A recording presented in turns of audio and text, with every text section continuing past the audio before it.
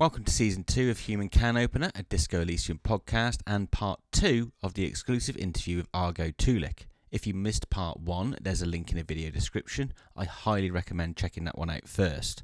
I would also like to remind everyone that Argo's GoFundMe link can be found in the description too, if that's something you're able to help with. Part 2 of this podcast dives deep into the characters, stories, political vision quests, and many other facets of Disco Elysium itself. Hope you enjoy it. I want to know, my first question is this. Many people have many different answers to this question because of their own personal experiences, of course. But in your words, what is Disco Elysium about, Argo? Man, this is a question I've been asked so many times, and I've never had a good answer. And honestly, I've never been confident enough to say, man, I don't know. Because I think I have some kind of autistic barrier there. Because obviously there are simple answers. There's it is about being a failure. It's about being a human being. In some ways, being a human being, it's the closest one. There are probably what's that word? More pretentious answers. But I think when I've heard other people answer the same question, everybody has a different answer. So it's like instead of giving you a bullshit answer that I don't actually 100% stand behind it, I would say that if I ever figure it out what it is about, I will tell you. I will make sure the world knows. But I don't know. I don't know what it is about. That is an answer. And it's an answer I really like, actually, because if you'd have come out with a definitive, oh, it's definitely this, I'd have maybe had to have say you were wrong, because I think that there is no correct answer. And that's why I asked it, to be honest, because I like to see how people go through the thought process of getting to where they are with that answer. And no doubt, as you say, it's something that you've been asked probably more than most. Yeah, I think people like to say it's about, I mean, I do like it's about being a human being. I think it's very much about that. Some people pitch it as, well, you're a drunk detective, but most people really know that that's not what the game is about, really. I mean, it's a part of it, but it's not what the game's about. Some people might say it's a piece of communist propaganda.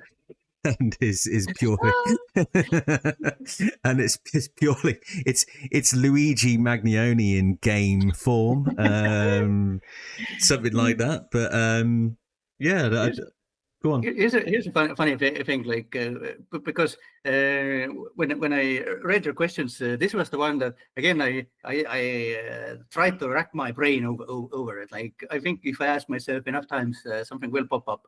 But this is also not definitive, but a direction that I found at least intellectually stimulating to think about. Mm-hmm. And this is very much influenced by my recent what's that word? Viewing habits. Basically, for ages now I've heard how good, what a writing masterpiece Breaking Bad is, and the Better Call Saul. And but finally, a few months ago, I started. Basically, I took them on, and no, they did not disappoint. I'm not gonna start talking about that. But there are very few things in television nowadays that I watch, and I feel that I come out of it as a better writer.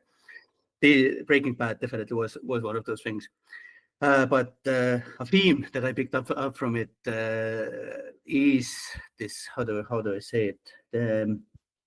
Effect work has on us, how work gives meaning to our lives, and kind of, again, because of this is in my RAM right now, probably that's where I draw this conclusion. But with Disco Elysium and Harry as well, if you're not a cop, then what are you? Like, this is your redemption arc. Like Hobocop, it's not a canon ending. It's not that's not where you actually want Harry's story to end. And kind of. Yeah, I don't know. I like it. There's something down that line at least worth thinking of a bit more. Yeah, no, I get it. Amazing. No, it makes for good conversation, right? All right, let's get really into it now. We're going to really have some fun now. So you're obviously someone who has contributed to many scenes and stories and parts of Disco Elysium. What's your favourite subplot or story within Disco Elysium? And I have put in brackets, you can pick one of your own if you like. I'm not gonna pick one of my own. No, I didn't think you would. I think I can be sincere and not picking one of my own. There's a couple of things. First of all, one is not that obscure. That's the whole fortress accident and the of course, the fortress accident storyline. Maybe because it in so many ways reflects this experience in kind of what are the words there that. Maybe these people who took on this enormous challenge, maybe they're not historic individuals, like facing this reality that maybe we're not historic individuals. Maybe we should just go home. But unfortunately, unlike the fortress accident, we managed to triumph over the circumstances. But also, of course, the element of the tighter the budget constraints, the bigger the ambitions go. That is so relatable. You kind of see and rationally understand that you should go the opposite direction, but you also feel this call of quality or this you know what the good thing to do is. So against all reason, you keep marching forward. And this is again a reference Robert in one of the interviews where he talked about the salami funding of No Truce with the Furies. He said that you get the money, you know it's not enough. You know the money is not enough, and you know there's not enough time. So what are you going to do? Are you going to tell everyone, go home? No, you're going to hunker down, not think about it, wish for a miracle and work as hard as you can. And time runs out, money runs out. You go and you ask more. They give you more. You know it's not enough. You know that the time is unrealistic. But at no point you can actually tell everyone, go home. It's just going to hunker down, hope for a miracle. It kind of vibes with what we talked earlier about burning the boats. That like you could make the coward's choice and say, okay, let's all go home, or you could take this mad risk that if it doesn't come through, then you are the pariah. You are the reason why 18 people don't have a job, who can't pay their mortgage next week. Yeah. So, but funnily enough, in relation to that, something that I don't know. Maybe maybe in my head, it's very difficult sometimes to keep separate what actually went into the game and what do I know that sort of was behind what went into the game. And this brings us to Virral, the Virral board game. Yeah. It is insane how much development Robert put into it. Like essentially, Virral. Like if we didn't have this IP shit, Robert could release Virral as a separate tabletop really setting. So like the Welkins and all of that stuff. We had this weird month where all of the writers and I think like people of other departments as well, we were playing the Welkin game. Like literally there was a chat in Slack where every time someone came up with a new Welkin, they added it into the chat. And when I say came up with a new Welkin, it was combined the word Welkin with a word that's not been used before. Yeah. Radioactive Welkin, fire Welkin, death Welkin, sword Welkin. It was a very, very, very fun week. But Welkin aside, the headless and even the classes that he came up with, in some ways, where Evermere turned into Elysium, kind of Virral went back and now did like a grown-up, cool take on what would actually be this. If you wanted to still do fantasy, but do it like a really cool way. Even this concept, the Virral untethered, this planet that slips out of its orbit, death imminent. Like it's so fucking cool. And especially because it is a hidden story in a story that I don't know. I think a lot of people will miss completely or kind of don't know to pay attention to. But Yeah, this agreed. is incredible stuff. There's a couple of things I meant to ask actually. So one of them, I'm just going to go all the way back because we're kind of chuckling a little bit at the restraints that time and money give. I'm just going to go back to when you talked about the writers and the animators having to kind of work in tandem. There's a very obvious example of that relationship, which is Harry teleporting to the top of the Feld building.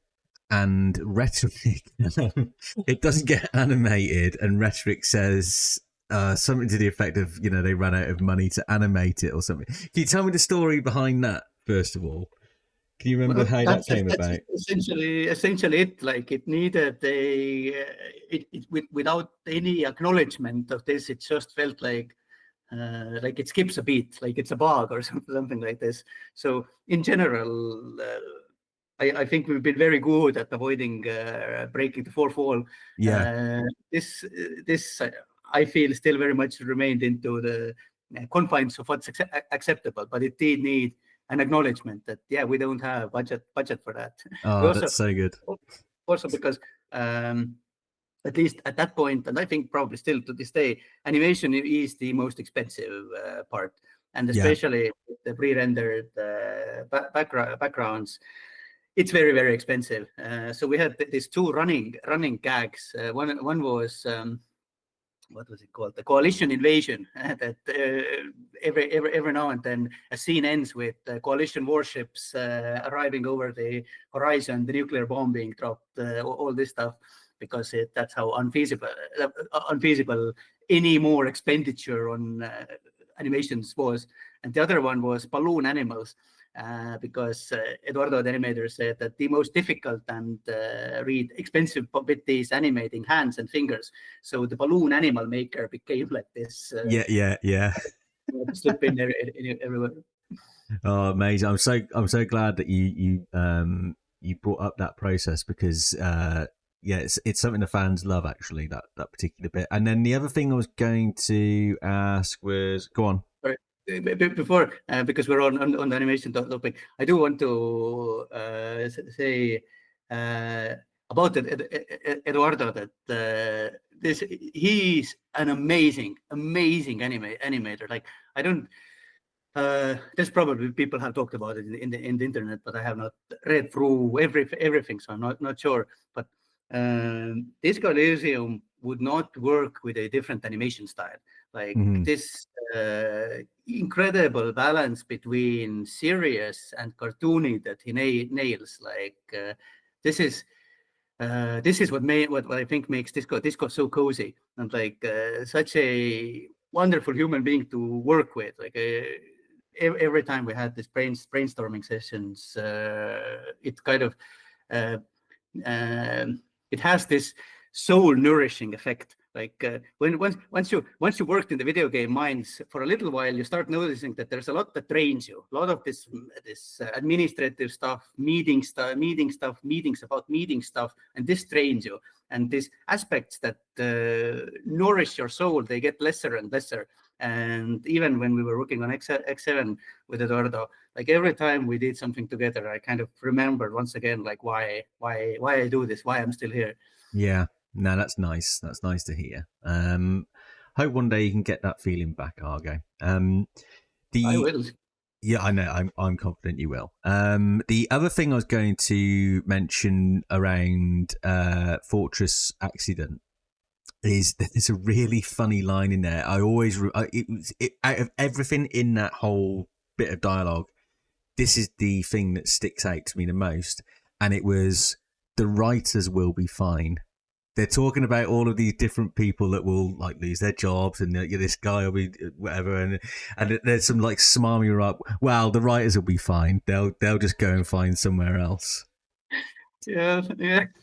Honestly, I think that line is a lot less funny in like 2018, around 2018 Christmas, when you realize that The writers are living Yeah, they by a weren't. set of rules. The whole Fortress accident, like people talk about it all the time. It's insane how much of that kind of came true, and I imagine a lot of it was written as just self-deprecating, making fun of yourself, an opportunity to just have a little laugh at yourselves, right? That's what I felt that the Fortress accident thing was, and to see like most of it materialize in the future was just like, people always say that the fall of Disco Elysium and Zaum is like the most like appropriate, meta, and fitting thing that could have happened to the whole thing, right? People who wish they had gotten Disco Elysium 2. You got Disco Elysium 2. That was the sequel. Yeah, exactly. Maybe a CRPG. It's an ARG.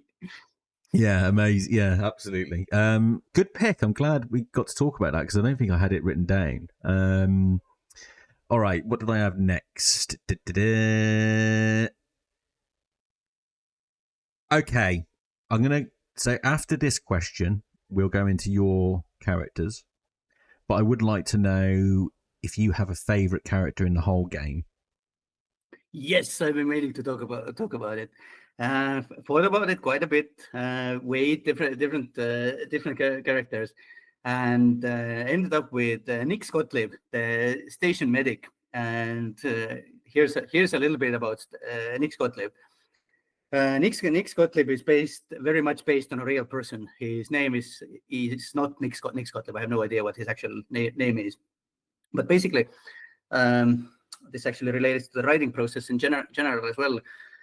When we started playing tabletop, Thorson and McLean, there's this game around Thorson and McLean. We also that was because with the house Luik's inherited, there came a bunch of old black and white photos, and kind of not even fully realizing what we're doing, I guess, we started using photos as blueprints for characters. And of course, obviously, all real people, all deceased by now, black and white photos after all. And one of them is a picture of it's very close to the portrait of this man with the monk's hair, glasses, and this strange smile.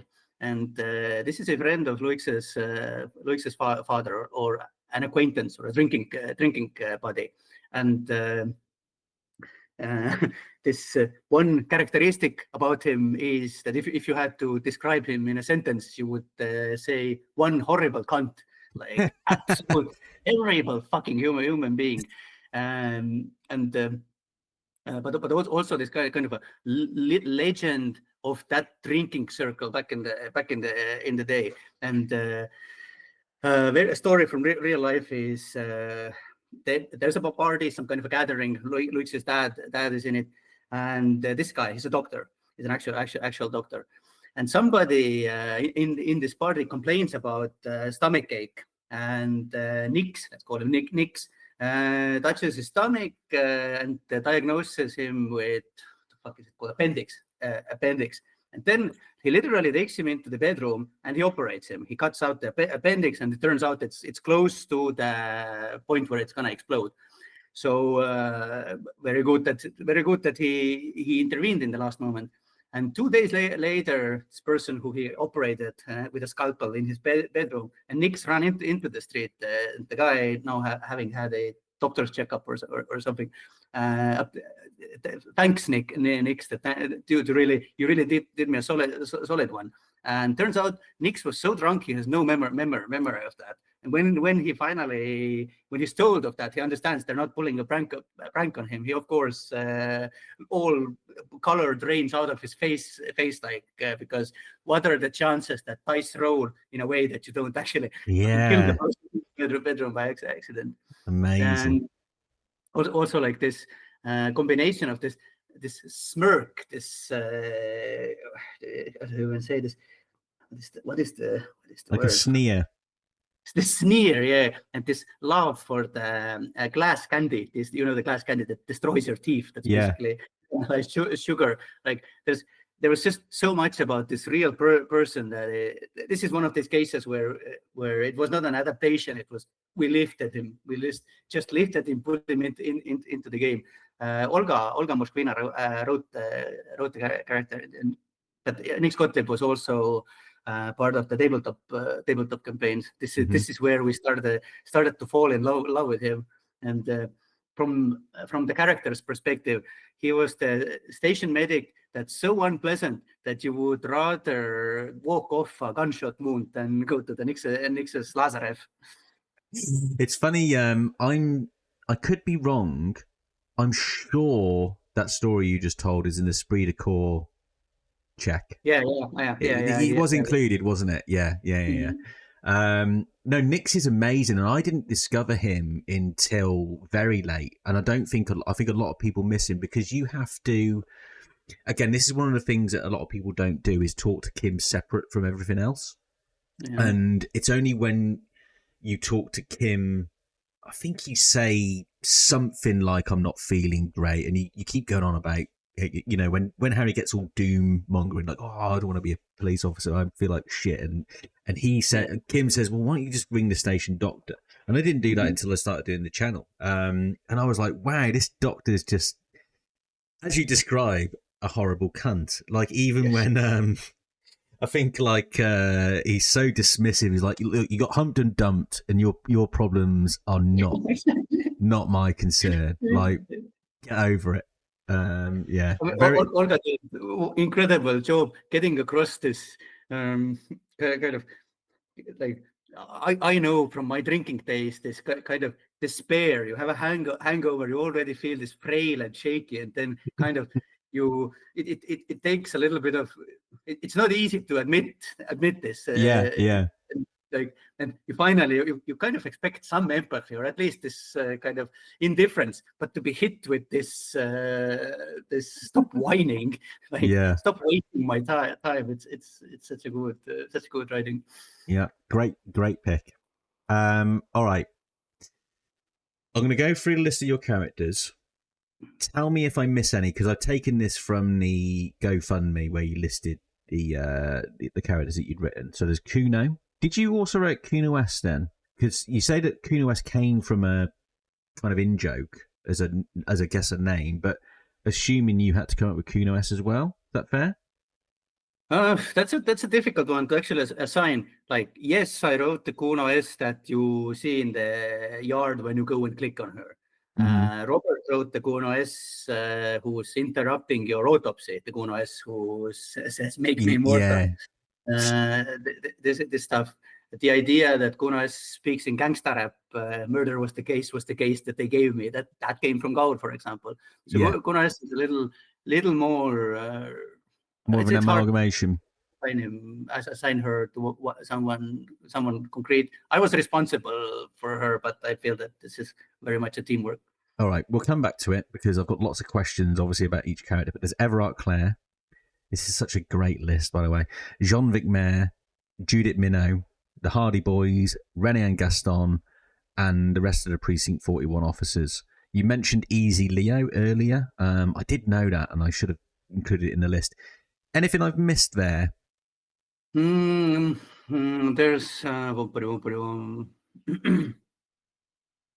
there's Rosemary the drunk. There's the horrific Necktie. Oh, really? Yeah. Then okay. Alice is also one of the cops. I wrote the original Sylvie, the girl that had to deal with drunk Harry, but Helen did quite a bit of editing there, so it's also like this. Like, yeah, I started it, but Helen made it good. I wrote half of Elizabeth the gardener, the indoors half. Helen wrote her when she was still in disguise outside. Okay, I wrote the sunken motor garage scene. Swing set scene. That was all you, wasn't it? Yeah. Two birds on a wire. Is that your line? Two birds on a wire, whistling something or something like that. It's one of my favourite lines, anyway. I think this is one of those scenes that we went through a couple of different structures. I think the first structure that I tried there was the 7 stages of grief. That didn't work. That was too many stages, not enough time to do one properly. Yeah. Then Robert helped me get the structure down. I did the writing, but honestly, I like the 2 birds on a wire. I can't tell for sure that it was me. I think it might have been Robert's line. All right, fair enough. It was just one that stuck out to me, but I love that scene anyway. Right, let's go back to the start of the list. Cuno. Are you still thinking? You still thinking? I am still a Mercenary Tribunal. The rude and I don't even remember what the female mercenary is called. And Kortaeners. Martin wrote the version of Kortaeners when he's still the scab leader. I wrote all the characters when he reveals himself. Yeah. All right. There's one of the things that I think everybody wrote a little bit. No, actually, not everybody. I think me and Robert wrote prank calls, but the prank calls were some of my favorite kind of. Again, not everybody's gonna notice them. You know, the prank calls end with. You want about when you ring up and say, "I'm fucking your wife, Gerard"? Yes, I'm so glad that you brought up "I'm fucking your wife," because this is literally one of these scenes that comes from real life. I remember Gart, the cafeteria manager. This is a 16-year-old Gart makes prank calls in Estonia, and this is how bad it gets. Like I don't know if it actually ends in domestic violence. I think Gart, the cafeteria manager, hung up before it went that way. But this is like a story I heard from him of a prank call going wrong. Wow, yeah, because people often ask me about that scene and what I think happens. I think the call ends in the game. You just hear what sounds like noise and then silence, and it's very poignantly put and left for you as an adult who would know exactly what that meant, given the nature of Gerard. Wow, it's a true story. See there, I thought I was a rebel ringing the free sex helpline when I was 14. Once we all got wind of that was it. That was basically Saturday afternoon. Pretty much every week was ringing the sex line and coming up with all kinds of different things that were stuck in our arse or something like that. One of the most embarrassing moments of my pre-adult life is my mom takes me aside and says, "Okay, we need to talk about the phone bill. What the fuck is happening?" Because it's not cheap to call. No, I had a similar. It wasn't. Did you ever play like point? We're going off on one a little bit here, but I'm all right with it. Did you ever play like point and click games like Broken Sword? Oh yeah, of course. So when I was playing Broken Sword, for some reason they had a PlayStation 1 version. I didn't have a PC. must have been 10, 11. But what you did have was an 0900 premium line number, 60p a minute. Mm-hmm. And this is on, and the kids won't know even what I'm talking about now, where you had to press buttons and you actually had a receiver that you picked up, right? And you'd have like a list on the back of a magazine, and it would tell you the number to press to get to B, and then the number to press to get to the game you want, and then you'd have to listen as it went through. If you want this part of the game, press this. So obviously, and the further you get in the game and the more stuck you get, the longer this call takes. So anyway, I'm doing this all the time as a 10-year-old, not even considering that there's an economical impact to me doing this. I remember I came back one day from like playing out with some friends, and my mum, she said, "You are very lucky that I've had a good 14 hours to calm down." And she just kind of pointed out, in the most calm she's ever been, actually. My mum was a very fiery lady. But she was just like, "You won't be getting any pocket money until you're like 16 or something stupid like that." It's just, just one of these stupid things you do as a kid. But yeah. No, I mean, like, this could have been me. I tried to make the same thing happen. I was stuck in full throttle. I remember the LucasArts point-and-click game, and I called the local express hotline. And well, it wasn't the 900 numbers. It had like a regular cost price per call, but still like this frustration that I had that they couldn't give me an answer. The woman on the other end was very confused and kind of it was the proto internet era, so I think she had a computer. She tried to look for something, but obviously you're not gonna. I don't know if there was even walkthroughs out at that point. Probably yes, but it didn't work out. So probably not the same how we understand it now. Well, like there used to be something called Nintendo Life. I think there was some sort of Nintendo version of it in the States. I know I've seen other podcasters talk about it. I don't know too much about it, but it's interesting to look back and think that was the like now. If I get stuck, I just Google it straight away. Done. But honestly, like it's one of those things. Like, yes, it was frustrating to be stuck, but at the same time, like to not have an option to you either figure it out or you're not playing. And it was also this era where you didn't have like a library of games. You had one, maybe two games, and you finish a game, maybe then you get another one. Yeah. To have to figure this stuff out. I'm very, very lucky that I've had that experience. Like, I agree with you completely there, because I genuinely think it made me a smarter person and much more capable of working stuff out. My kids are really big gamers, right? And I always say to them, like, there's a lot of there's a discourse out there that says that games are bad and all the rest of it. I say, no, I'm not that father at all. I can tell you now, you will learn problem solving. You will learn all kinds of really useful stuff about games. Not only that, but games, like if you think about what it does on a psychological level as well. If you fail, it tells you to try again. It encourages you. And if you do well, it says, look how good you are. You are amazing. Yeah. Kids, a lot of kids don't get that. And if they can find it in that form, then absolutely do it. And also it is true advice. It's also that the serotonin reward is relational to the difficulty of the challenge. Like if you never have these challenges to overcome, you never get these peaks of, oh my God, I figured it out. Like I've literally had moments where I call my grandma who doesn't know anything about games to talk about a boss that I beat. Like when I first beat Frank Corrigan in Fallout 2, I literally called my grandma, and my grandma was sweet and polite enough not to say like, what the fuck are you talking about? But like clearly she was very confused. No, it's brilliant. But that was a nice. Go on. Also, I have to say that one aspect of point and click adventures that I never was able to master or even get remotely good was the puzzle bit.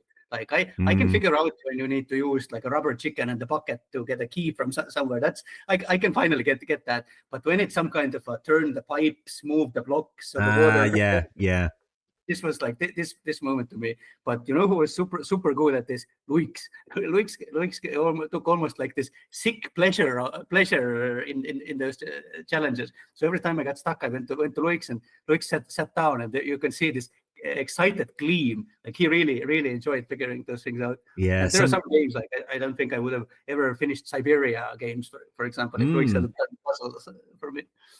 Yeah, no, and to your point about like only having a limited library, you kind of had to. I remember there's some ridiculous combination of like lipstick and a pair of sexy underwear in Broken Sword 2 or something like that, which I only would have ever figured out because I had nothing else to do. So it was like, so I had to try everything. I'm getting some Discworld flashbacks. Like I think Discworld was a prime example, actually. In fact, Discworld is one of those game series that as a kid I just couldn't get the hang of it, and now it's like impossible to play because it's like it's stuck on a PS1 disc. So unless you buy a PlayStation 1 and the original disc, it's really difficult to play. But I'd like to go back to them because I think I'd enjoy them a lot more now as an adult.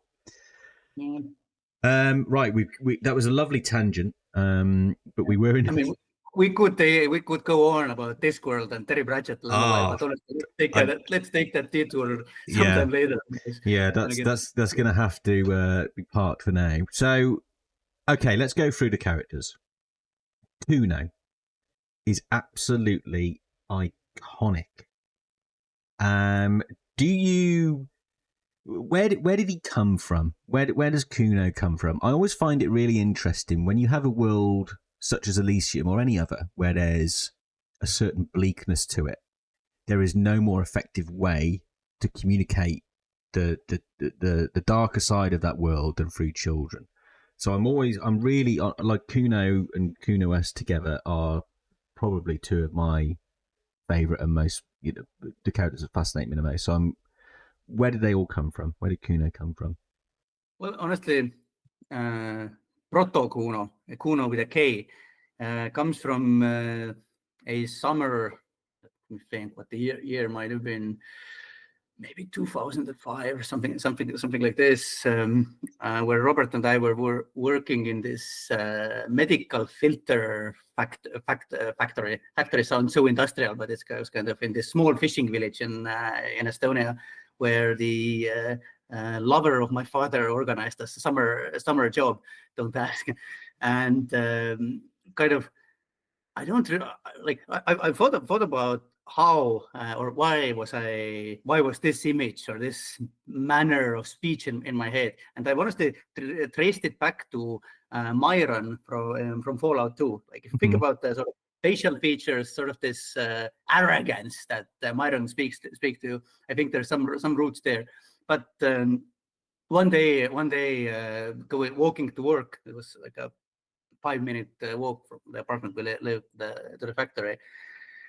I think I saw a guy with a bicycle and a flat tire or something like this. That was the trigger, and then kind of this echoes back to where I remember when I told you that Luis and we had this habit of coming up with characters. Well, created this scene in my head where you're in the countryside road in the middle of nowhere, like 30 kilometers of no civilization, and you get a flat tire. And just as you're about to give up, like, what am I going to do? Just carry it on my back. You see this kid, basically, that perfectly fits the description of Cuno. Ugly kid, makes you think about countryside incest a little bit, teeth all fucked up. You see him like an angel of God walking down this dirt road holding a tire pump. And like you look at it, it's like an omen. Like fate does exist, and you sort of, what's the word? Speak to him. Like, hey kid, like, can I it's so great that you're here. Can I get the pump for a second? And he completely ignores you, keeps walking, and you're kind of thinking like maybe I'm not making it clear. Like, hey, you point to your tire, like, see, like tire is broken, wheel no go around. Can I get it? He's still ignoring you. Eventually, you sort of grab his shoulder, and you say, like, please, like, my tire is broken. And now comes this translation bit like the line he uses is "Mis see Cunot kepib." In Estonian, is the direct translation is "Why does it fuck Cuno?" Luis made the first translation of "fuck does Cuno care." That's much more elegant in English. Yeah. But what it loses is this introduction into this dualistic worldview of Cuno, where everything in the world is categorized into the things that fuck Cuno and things that don't fuck Cuno. Guess which one your flaccid tire falls into. And kind of the scene, and why it stuck with me and why I played around with it in my head is that I've always found something exhilarating and hilarious about how do I say this? Circumstantial impotence meeting undeserved arrogance. Like, there you have this absolute power dynamic. You're an adult. You're a grown up. Like, this is a kid. Like a kid with a tire pump. Like, first of all, you don't expect this arrogance. Like, no one would expect this arrogance. And now, sort of, you don't expect that you would have to explain yourself to this kid. And what furthermore, how the scene progresses is you go from reasoning to pleading to threatening to physically trying to take the pump from the kid. But ultimately, in the end of the day, what are you going to do if he just doesn't give it to you? Like you are in this predicament where you feel validated by the circumstances, because I am an adult, because I am in the middle of the nowhere, because my tire is broken. He needs to give it to me, but he doesn't. And also, like I tried to get a little bit of that across in this branch of Cuno, where you can when you hit him but fail, and then you're locked out, and now you, an adult, are put into the situation where you basically have to, what's the word, make amends with him. Mm-hmm. It is essentially the origin story of Cuno. When you add to this post-Soviet Union collapse, like Estonia, new country arises, or not arises, is reinstated this post-traumatic society where domestic violence, drug use, alcoholism runs rampant. These gangs of glue-sniffing kids roam certain districts. Like in multiple schools that I went to, there were kids who literally have a plastic bag with a tube of glue in it, that they're sitting in the back bench getting high on glue. Mm-hmm. All of this, if I had all of this stuff on top of that, that's kind of the basis. Amazing. And do you know what? Everything you say, I was just like, okay, I can replace that with that. You replace the tire pump with information related to the crime scene, right?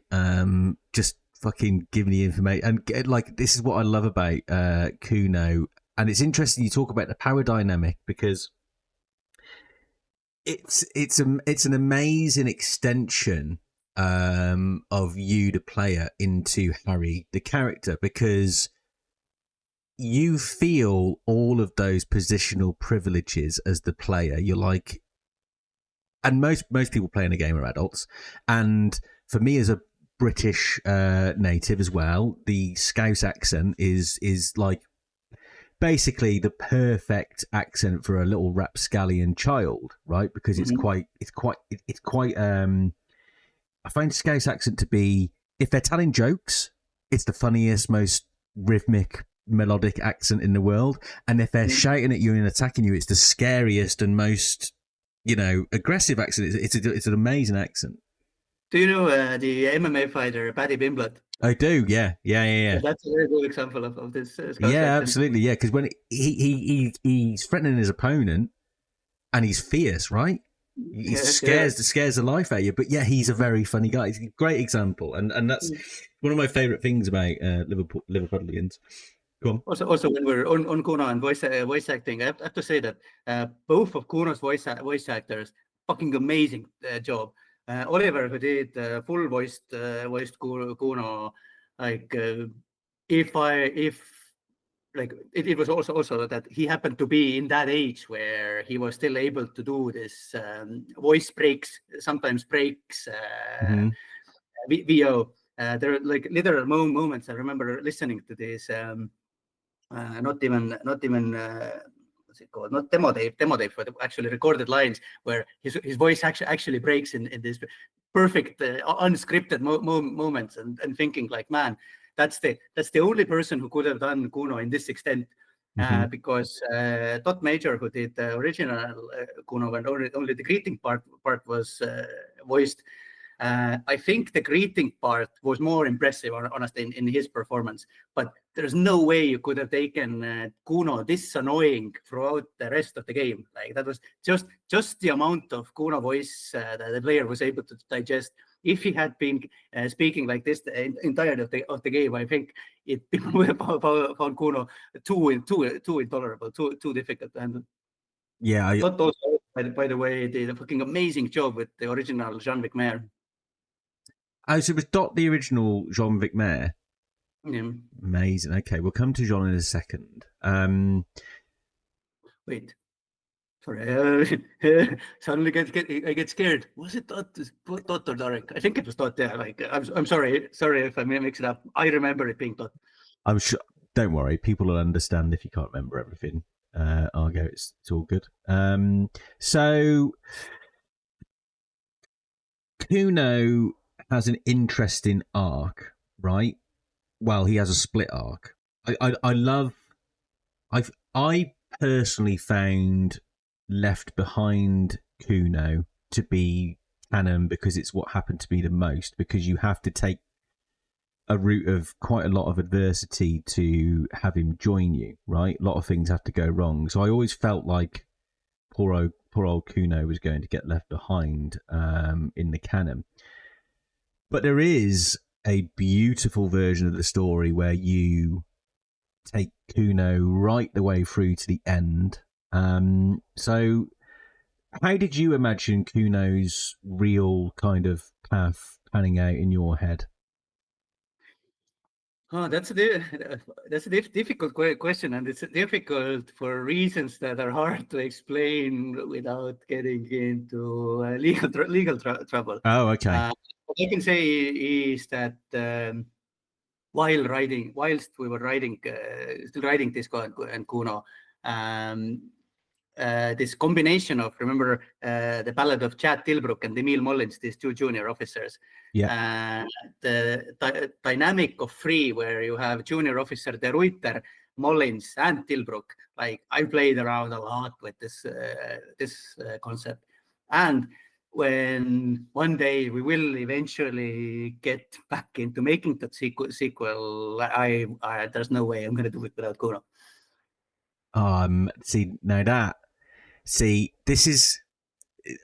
This is where I show my amateur storytelling ability, because basically I'm just stealing your ideas. But my ideal sequel, how I always imagined the perfect sequel, in my opinion, because I didn't want to go back to Harry, in all honesty, right? I didn't, because I was just like, I don't understand how you can get the same experience which made Disco Elysium. There's lots of reasons why I don't think we should go on with Harry. I get you. I 100% get you.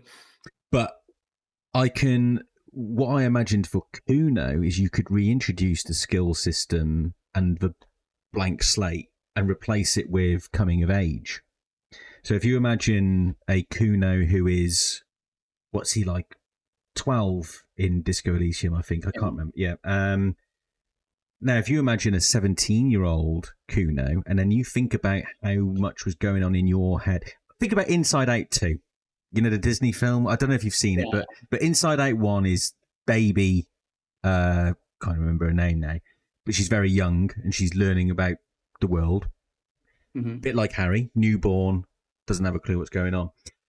Mm-hmm. But the challenges of adolescence and starting to care about things in a different way and starting to view things in a different way, that absolutely could work as a Disco Elysium style blank slate, right? And you decide what kind of grown-up that Cuno becomes rather than what kind of person Harry is. Does that make sense? Mm-hmm.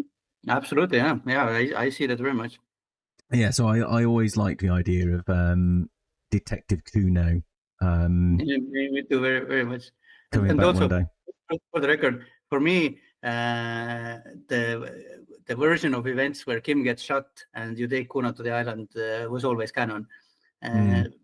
Even if you didn't take Cuno, Kim getting shot in that moment was always the kind of the way I imagined the events actually play out if you have to set it in stone. Yeah. Okay. Thank you. I love this game so much, Argo. This has been like the best night of my life. It's really, really warms my heart in a way I can't even. I can imagine. Yeah, I mean, it must feel great to have so many people worship the work that you've done. So, okay. I do want to remark on some of my favourite Cuno lines, actually, like. That's right, pig. This is where Cuno comes to play with his little wooden choo-choo. Do you remember that one? Yeah.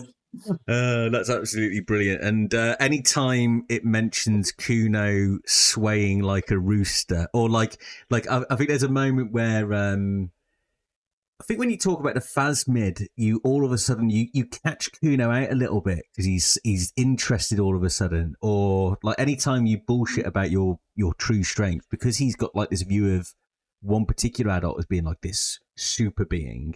Like if you give him a little, like you could find little sprinkles of the real child that is in Argo, not Argo, in Cuno, because like he spends all of his time trying to be a big tough guy in an adult world, but then you find these little sprinkles of childhood, right? Yeah. There is like my absolute favorite lines from Cuno is actually a bit that Robert wrote, and that's when you come back from the speed quest, and Cuno is like, yeah, how did you get past Cuno's dad? I think they have a line of saying, I asked, like, did you send your little friend in dressed as a hooker, like about yes. He's again swaying like a rooster, and he said, and the options that you have to say is I you can go along with it, can't you? And you say I put him in a dress, or yeah. But you can also say like, come on, kid, you don't need to cut that, you don't need to be tough. Yes. And then there's this I think it's 3 different cards that Robert wrote there that are best lines in Cuno's lines in the game, where he's bragging about his father. Yes, the Harry line is, your dad is a half dead drunk, and Cuno, you see that there's this little shift in him where he's kind of trying to retain composure, and then without that's the word, dropping the beat, he goes into, Cuno's dad is a half dead drunk, like stomach all fucked up, fucking on the bed, like there's this hip hop rhythm there that it drops, and this is where Robert beautifully got across this wall of defense that Cuno has up, that you kind of cannot break down, because like the whole entirety of Cuno breaks down if you break it. Mm-hmm. Like it's incredible place. Yeah, it's beautiful. Sorry, go on. No, you finish. I was going to ask you another question. About Cuno? Yeah. Yeah, I'll come back to that. All right. I was just going to say, where did the whole he's touching Cuno, he's getting his dick out, the whole Harry's a paedophile distraction thing come from? Because that's obviously like really iconic because I think you say, who is Cuno, and then immediately Cunoesse picks up on the fact that Harry's trying to get to know him, and then they trigger because Cunoesse is very protective over Cuno. I would say possessive, but yeah. I'm not even sure where the idea came from. I'm gonna say probably the idea is for Robert. Okay. Or maybe Helen suggested. I don't remember right now. I do remember this polemics around it. With this is one of these instances where the character starts living a life of their own, and you get to a situation where the only logical thing for the logical option that I want as a player is I want to hit Cuno. Like this is where things have escalated, and we had like a really big argument in the office. Is it okay for you adult, the grown man in a video game, hit Cuno? And very fortunately, Robert trusted me to pull it off in a way that is not gratuitous, and it kind of paid off really well. But it was like a divisive moment. And yes, the thing earlier what I wanted to say was the Cuno speech. Cuno has this certain rhythm that he speaks in, and it seems deceptively easy on the surface to replicate it, but in reality, it's I've never been able to get across what is the exact rhythm. Like if you want another writer to be able to write Cuno, how do you explain it? There's like a certain amount of Cuno can say in every sentence. Like okay. Is every now and then in specific moments Cuno needs to refer to himself as I, or just him, or not call himself Cuno, for example. The same with all the curses and stuff. You can't constantly say shit because then it starts feeling like crappy writing. Yeah. Robert and I spent 2 months. I think like the first 2 months that I lived in UK, we spent editing Cuno behind a large giant screen. And this is a most prolific example of this. But what happens if for 2 months you are in this speech pattern? Is your brain starts also working in this speech pattern? You kind of start talking in the same speech pattern, and then in the end, it's not something you can even voluntarily stop. Like I think after these 2 months of editing, Cash was also there actually in later stages. You need to detox from this. You need to.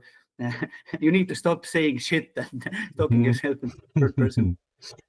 So I'm just so there's one interesting you talk about Riven because I wanted to mention his defensive tirade against the other people of Precinct 41 when they're all at the final debrief and they're laying out how awful Harry is, but Cuno steps up and the guys in the armor. There's this great little rhythm to doing that, and he's like these guys. So yeah, was that like because I don't know who did the final debrief scene, but yeah, who wrote all of that? Because there's also a reference. People always point out to me the reference to Blood Meridian. Never read it. I don't. Neither have I. No, never very have top I. of my reading list, but I've never read it. I don't think Robert does either. The last scene, we internally we referenced it as the boss's scene. That's everything that happens once you return from the island. I wrote it, Robert edited it. So it's kind of like, I don't know, 50-50, I would say. So initially he gave me a skeleton or like a structure that it had to follow this. There's this three major beats where you explain yourself to Vicquemare, essentially. Yeah.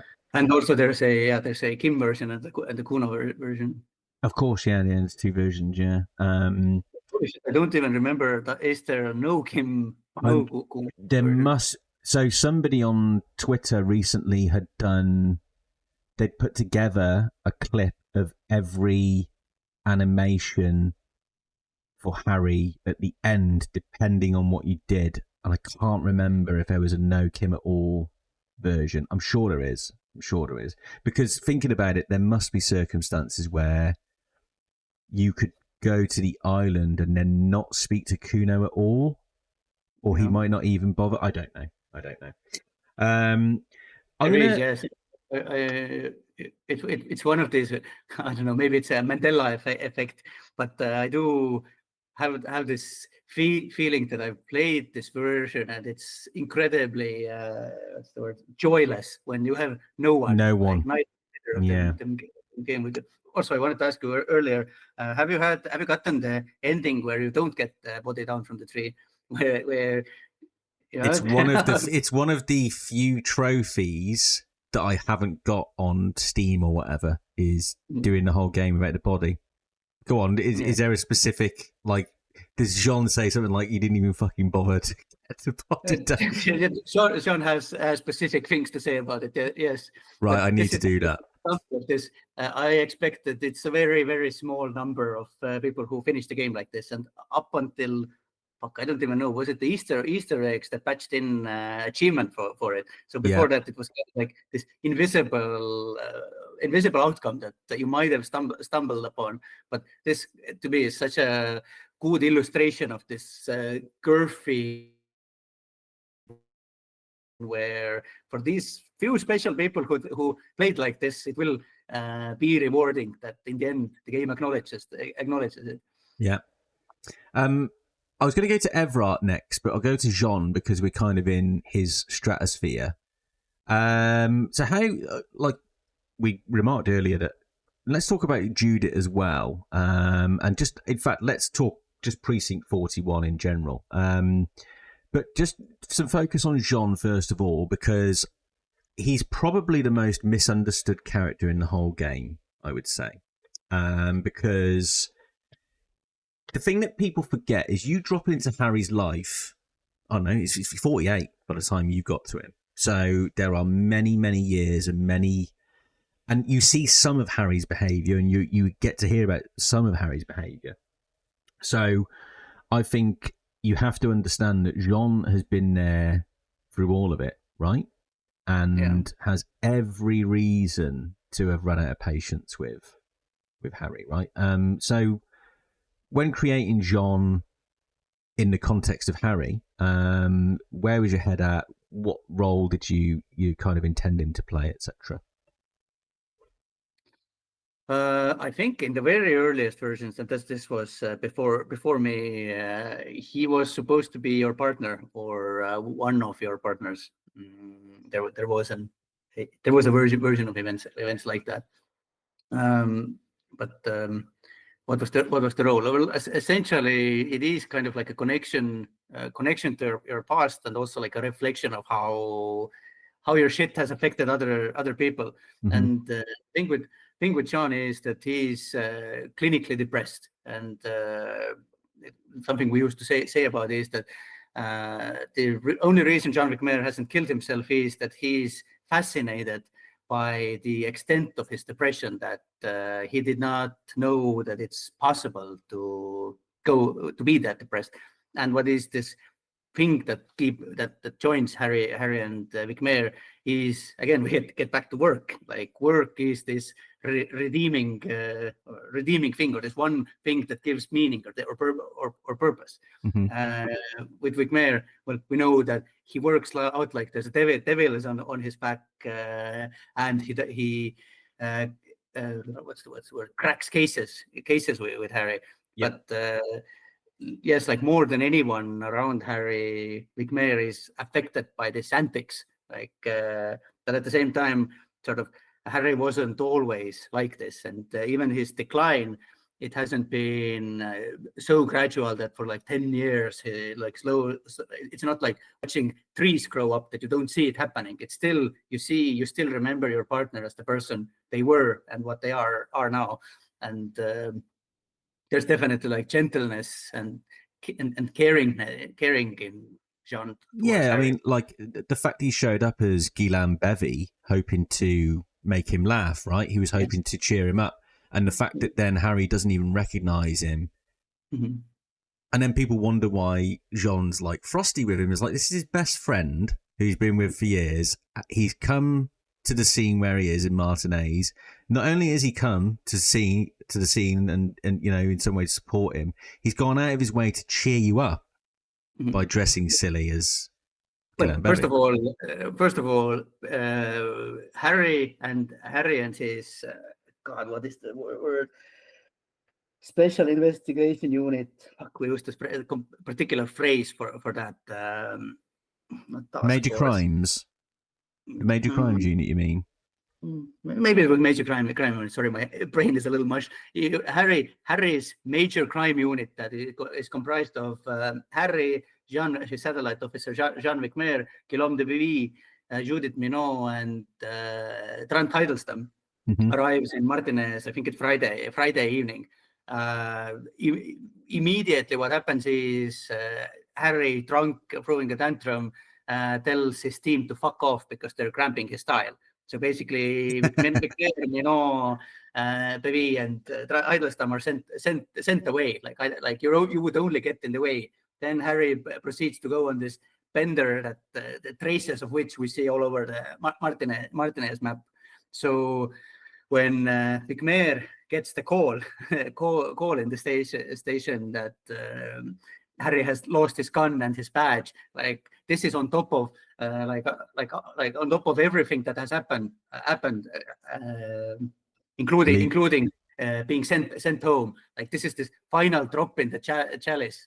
Yeah. And for him to still have this patience to try of pulling off the man in sunglasses thing, and Harry not even fucking recognizing this, and Vicquemare doesn't believe that in the beginning or like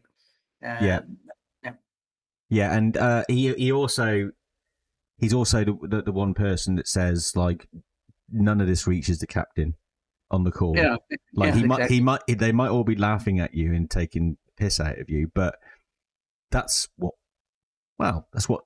work teams and people who work together do, right? You get in a crisis, most of the time you will help, but not before we make fun of you for it, right? And then ultimately Jean does say, look, we can't let this get to the captain.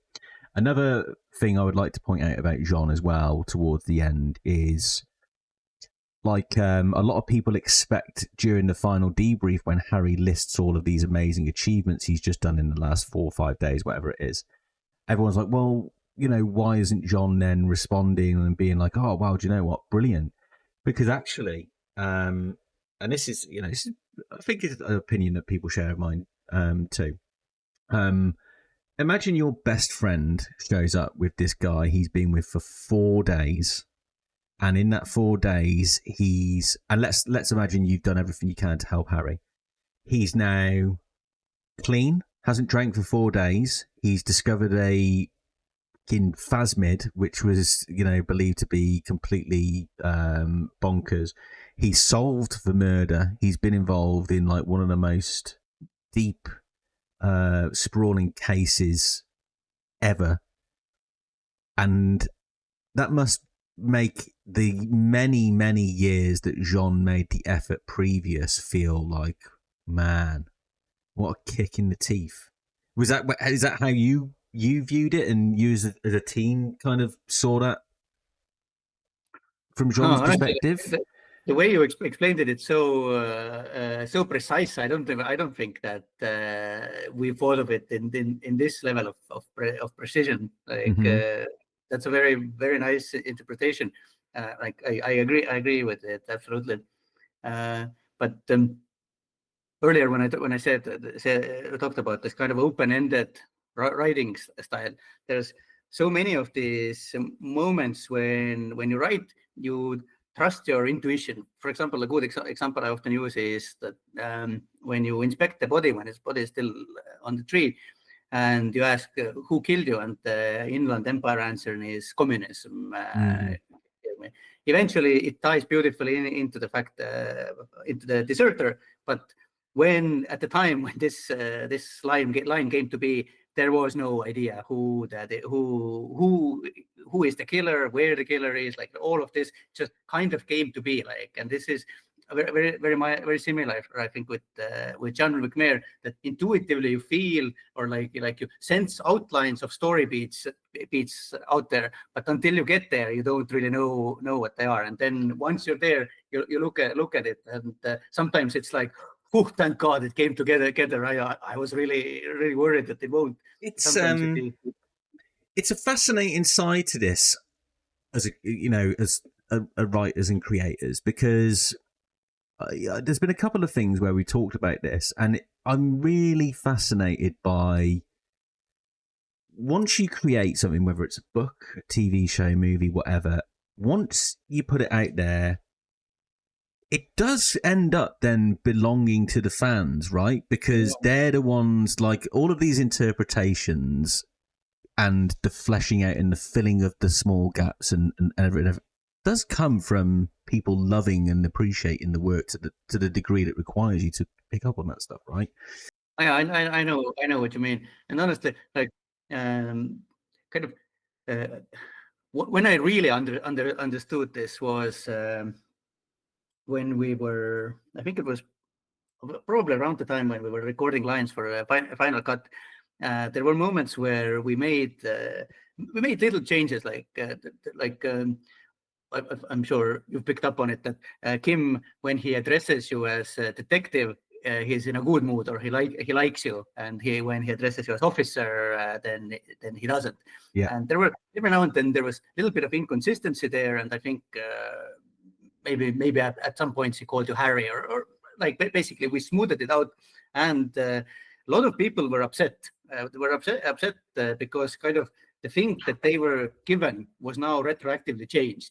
And then when I started thinking about it, this is where I finally really understood that, when the moment you press release, the moment it's off your hands, it's not yours anymore. Now it actually does belong to the people. Yeah, absolutely. I agree.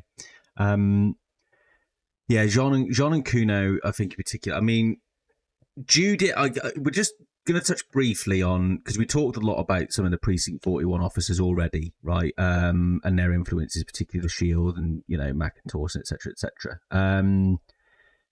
Judit Minot, so she appears in some really, really early concept art of Precinct 41 officers. So I'm kind of guessing she was a very early presence in Disco Elysium. So, and she's kind of like the antithesis to Jean when interacting with Harry. So, yes. What was the idea with Judit? Was she kind of, the way I saw, you know, the reason for her existing was to be that, basically, to soften the blow of all of the harsh stuff coming from Jean. That's very true. Yes, Judith, yeah, she's all the way from tabletop campaigns. Okay. She actually, she used to be an item with her, not item in a romantical sense, but she was a package deal with her partner. Joseph Mills. Joseph Mills was another one of the cops in the Precinct 41. But yeah, we removed him from that partnership into the special crimes unit. And this was also going to be a narrative thread in the future. This forced split between this partnership. But yeah, you are very, very correct in a similar way that Kim is there to soften the blows. Judit Minot is there to soften the blows as well. Yeah, no, and I just love how well thought out these things are, and it's quite nice to think like the things that I thought might be the case are the case. It's a lot of validation going on for me right now, Argo, I have to say. Okay, arguably the best gaming boss ever, and one of the funniest characters of all time, in my opinion. A real icon, Evrart Claire. Now, how did you come up with Evrart Claire? There's like, so there's a really someone shared this week the difference in the voice acting from Tariq Khan, right? In the first one, he's a fairly well-spoken English guy, whereas it gets a little bit more Cockney and a little bit more Del Boy in the final cut, right? How did you come up with him? Yeah, it's a straightforward question. Is that like, what was the inspiration for Evrart? Because he's amazing. Well, honestly, Evrart is based on two components. Appearance-wise, and a little bit of this sly, foxy demeanor is based on these two Estonian politicians, two brothers, Villu and Villu Reiljan, and I can't say the other brother's name. If you remind me later, I will send you the photos. I think you see down to the lazy eye. Like, I think you recognize some of its appearance. But the character of Evrart, it's actually based on a character I wrote in a short story called Unicorns and Leprechauns. What unicorns and leprechauns? And funnily enough, I don't know. Maybe I'm going too deep into lore. But if I try to sum it up real quick, then after Zaun the blog, there was the Nihilist FMD page, and Kaur was paying people, I think, out of his own pocket for it. And I had published a story there called Nihilists, one of the better stories I wrote back then. And Kaur paid me in Bitcoin. And this was before, this was at an era where people were throwing out Bitcoin mining machines because they were too noisy. Like no one saw the future. So to me, it was a little bit like this fake currency. There was one place in Tallinn at that time where you could actually buy sushi for Bitcoin, but it was kind of useless. So this served as an inspiration for the story. Unicorns and leprechauns were essentially like this low-level parole worker is summoned to the boss's office and going through this very Evrart-esque like this toxic honey politeness conversation, it ends up with him getting paid in literal unicorns and leprechauns. And these little elements, the chair is from that story. The whole persona is from that story. And kind of that story in itself is an amalgamation of numerous real life situations, because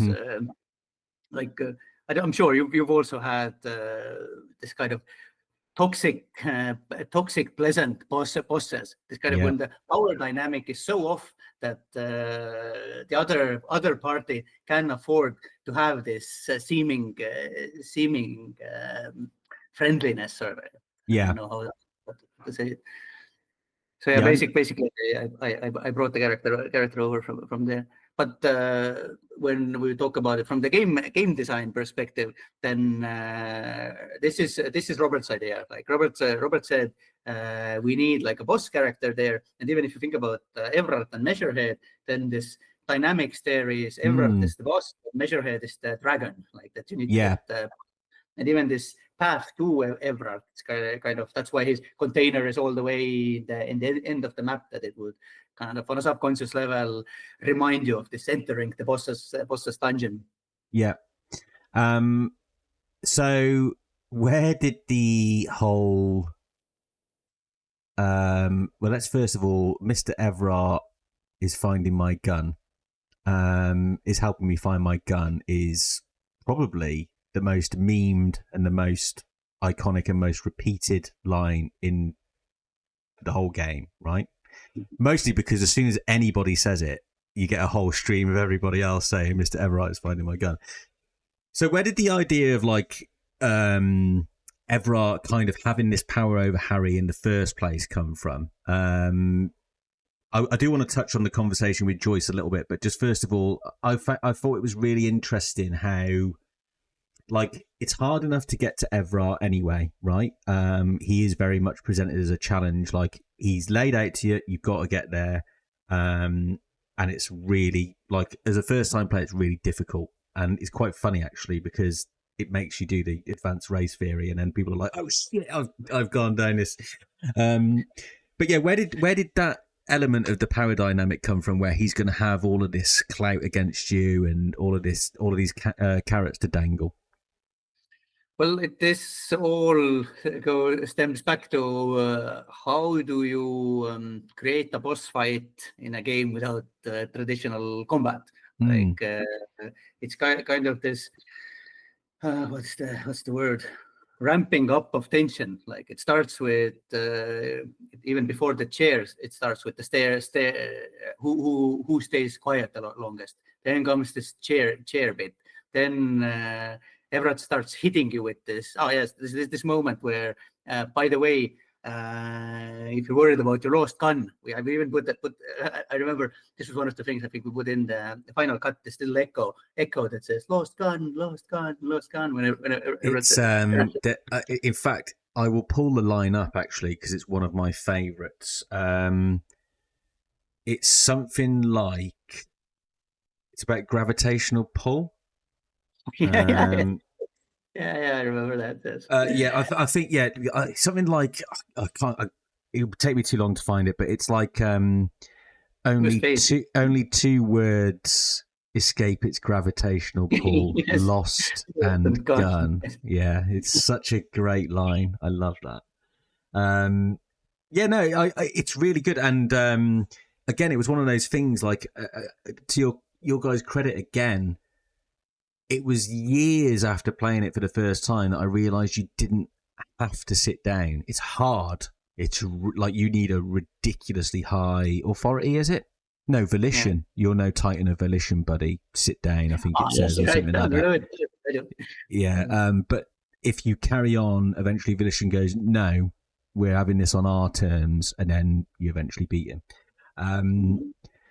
And again, you can also defeat the chair, obviously, but you probably couldn't do both, especially as most people get to Evrart day one, maybe, because it's like kind of painted as the number one target, right? Yeah. Also, I think the way we kind of set it up, or photo set it up, was that it is made easier depending on some of the choices that you did earlier. For example, if you already admitted that you lost your gun, if it's not, first of all, if Harry knows that the gun is lost, and also this is not the first time Kim hears your gun is lost. That's right, yeah. And you can also, even prior to going to Evrart, you can go and see Roy, and you can find out you sold your gun to him in the first place, right? And then you get like this nice little win over Evrart. Go, oh yeah, you mean the one I sold to the pawn shop? And like, if you're doing like a replay, there's like knowing how there's something really empowering about being able to go to Evrart and go, fuck you, I already know. So like, if you want to feel like, everyone's like, oh, well, what would a New Game Plus look like? New Game Plus is the information you've got in your brain. Like, there's so much on a first playthrough, you've got no idea what any of this stuff is. The most popular post on the Reddit is like, I don't know what I'm doing. It's fine, just don't carry on not knowing what you're doing. But yeah, the New Game Plus is all that information, right? You know, you can go, well, actually, if I go to Roy and I do this and I do that, and then I can get one over on Evrart, blah blah blah blah blah. It's just really, really clever way of laying out the game. All right, one other thing I wanted to ask about Evrart was about his intentions, really, and his true character, because I think he's ambiguous enough. He's obviously someone who is magnetic and charismatic enough to convince, enough people to be on board with him. And, Manana's got a really interesting view of Evrart, for example. Like, he quite clearly recognizes and acknowledges that he's probably more bourgeois than, one of them. But he kind of accepts it as it's just one of those things that you kind of have to accept, right? So I'm interested to know how much of Evrart is criminal and how much of it is man of the people, in your opinion. Honestly, that is the magic of Evrart, that both are true. Like, that is well, later when we talk about what was the La Puta Madre and the Peone scene and was Harry on the take, we can go back to it. But that is the sort of this grey morality thing that, yes, Evrart is a scumbag, for sure. Like, he's bourgeoisie, he's ruthless in his methods, but he's very much the man of the people. Like, what he says about Martinez, and in his heart, like, I always thought that Evrart is a true socialist. And even this talk about using the drug trade to fund the strike and this. Fuck, I don't even remember. What is it? Did it get in there that this strike is the strikes in other harbors, that it's not like a part of like a bigger? Oh, the fish where he wants like the well, he basically wants full control over trade, doesn't he? He wants to be able to smuggle chemicals in without relying on something like wild pines. That's basically his angle. Yeah. And but then he's also trying to build the youth center. Yeah, the youth center. I think that is kind of the funny thing, and in a way, like, how like, does he really want to put kids on roller skates? Like, no, that's not so. That's not the major goal. Not the big picture. No, yeah, it's just not the big picture. But he's about Trevašal, and there is this. Well, justice is a weird word, because like justice is so subjective, but from like this mainstream view of justice, what is morally right, like standing up for people. Yes, in that sense, I don't think Evrart is a villain. Like, even Easy Leo tells stories where Evrart and his brother beat up some bully who was bullying Leo in school. Basically, there are hints of his character that in the end of the day, there is like a nobler goal goal that he's pursuing. But ultimately, I think that is the human nature, that we all want this calmness or satisfaction of being able to finally categorize something like this is out of mind. I solved this, but human beings generally are not. They don't give us this satisfaction. No one is. No one's black or white. Yeah, it's all everyone's morally grey, right? Yeah, no, and it's great. I always think about the fact that like he's one of those ends justify the means type guys, right? He's ultimately got good intentions for the final, version of whatever he achieves, but he's, quite happy to go about it in any way possible. And I always think about like, there's a moment, it's quite rare, I think. I can't remember how you have to catch it, but you can ask Evrart why he's so fat. And he says something like, well, we were so poor, we were basically raised on bread and sugar, right? Because it was all mine. And I remember like, oh, I feel really bad now because I pointed out been horrible about his body shape and asked quite a mean question, and then his answer has been one that are not only I can completely empathise with, but actually completely change. That one little line was what made me go, no, he does care. He does, like he's lived the Cuno life, right? Mm-hmm. He knows how hard it is in Revachol, and he wants to do something better for kids like him. Yeah, absolutely. I mean, right now I'm thinking of some lines where I don't even remember how did it get there, or why would Harry use the word midget? But it's one of the if you were fucking midget Harry, like this weird moments where Harry starts using Evrart starts using reactionary language, and kind of the flow of his speech is such that he gets away with it, or like he moves the conversation or no, before you can. Yeah, he's always like, "Don't be so ridiculous, Harry," or he'll say something like, "Mr. Kitsuragi, I'm a Harry guy. You see, I'm all about Harry." He's something like that. It's absolutely brilliant, and like he's so good at just like you say, just being like any challenge to the bullshit he's feeding you. He's like, and what you get is a sense of someone who has danced this dance so many times, like no matter and he's already so many steps ahead.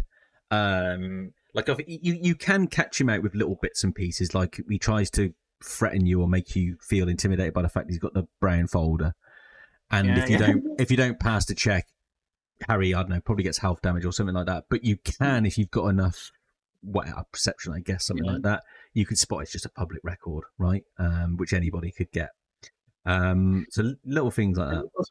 Also like this is one of the goals with Evrart was also to kind of give you a boss that you can't defeat fully, and these kind of small victories where you see that that's not a police file, like this is the best you can get out of him. It's kind of like what Disco Elysium isn't supposed to be in a classic sense. It's a power fantasy, although in a way, if you start learning about yourself and find your badge and find out your amount of solved cases, it does tell you that it kind of is a power fantasy, or like the level of cop that Harry Dubois was. It is about power fantasy a little bit, but still it sort of retains this realism that you cannot solve the strike, or you cannot defeat the boss. Like it's still you. In the end of the day, are a small functionary in the big machine. Like there's a way you can affect events a little bit, but this classical resolution to these events, it's not there. You're not gonna get it. Yeah. And two other things I wanted to say about Evrart. One is from Fallout 1. You remember Gizmo? I never finished Fallout 1, so no, I don't know Gizmo, but go on. But Gizmo is another source of inspiration for Evrart, and it's best probably illustrated by the fact that both Gizmo and Evrart, their character model is one piece with their table. Okay, amazing. Yeah, I think you can kind of see the similarity. Did you ever intend for his brother to appear? Not physically. No, but, I mean, not in Introduction to Elysium. But, I was always like, I remember it gets talked about by both Joyce, Leo, maybe somewhere else. I think the Deserter probably mentions the two brothers, but I was always like, oh, I wonder if I get a high enough perception and I go to the container on day 3, for example, will I pick up that it's Edgar and not Evrart or something like that? But yeah, it never transpired. And I did wonder whether there were circumstances where you could. I like how it gets my imagination going. Because only one of them's got a lazy eye, right? Yeah. That's how you tell the difference. Yeah.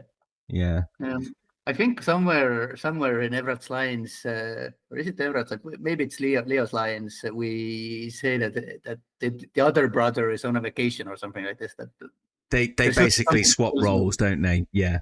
Someone will do it for 4 weeks, and that's how they're able to maintain their control, is that they can keep swapping out and all the rest of it. Right. So Evrart, of all the characters, he was the most fun to write. Like it was like this manner of speech that he has. It's so enjoyable. And similarly to Cuno, you also need to detox from Evrart, because it's also this mannerism that sticks with you, and you kind of mentally have to disconnect to move on to a different character. It's interesting actually, because the fact that you wrote them, wrote extensively for both of them is quite funny, because Evrart very rarely swears, and when he does, it actually makes a point. I think when he says "fuck," it says something like the words come out of him like a shotgun or something like that. And it even says this man does not swear often, and even your short time with him, you probably didn't need that pointing out. You go, wow, okay.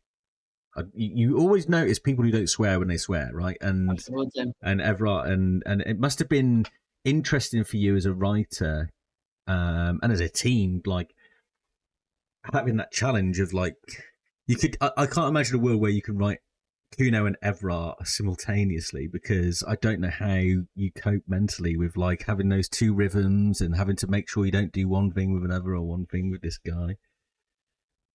Yeah, that's honestly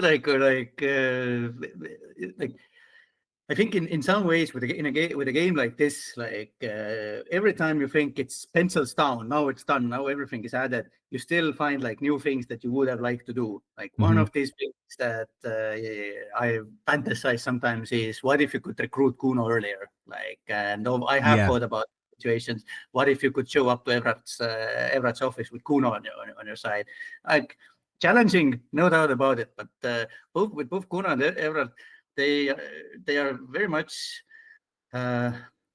such characters that it's not a question of do I get them to talk. It's more like, how do I keep this conversation from getting out of hand? Because in some ways Cuno is so volatile, and sort of Evrart has a will of its own as well. I think as a writing challenge, I think it would be fucking amazing. Yeah, I agree. I completely agree. Hello, everyone. So this is still the Argo Tuulik episode, as you can see, because Argo Tuulik's on it with me. And this could be part 2, could be a bit of part 3. We really don't know, right? But we had to have a break halfway through recording. I wouldn't even say it's halfway. We'd done a lot of recording, right? 4.5 hours is a long time. So we decided to come back the next day. We're in no rush, and here we are. So previously, what we were where Argo and I had finished talking was about Evrart and Cuno, because we'd got onto the characters that Argo played a huge role in creating. And we realised now that our brains are fresh that there are a couple of bits and pieces that we do need to cover. There is one in particular, we'll cover most of it with questions, some of the things that you want to make sure you nail down, Argo, but I know that you want to clarify on a Caspar that you referenced as part of one of the original world builders, because there's a few Caspars in Estonia, right? So just for clarification, Yes, yes. I want to draw a very distinct line that earlier in the earlier part, I talk about Kaspar Karvet, with whom we did Evermere, we did these early Elysium campaigns. He contributed a lot to world building, spells, and he's the fourth person who is credited for world building on Robert's book cover as well. Not to be confused with Kaspar Tammsalu, who is currently still working in Zaum.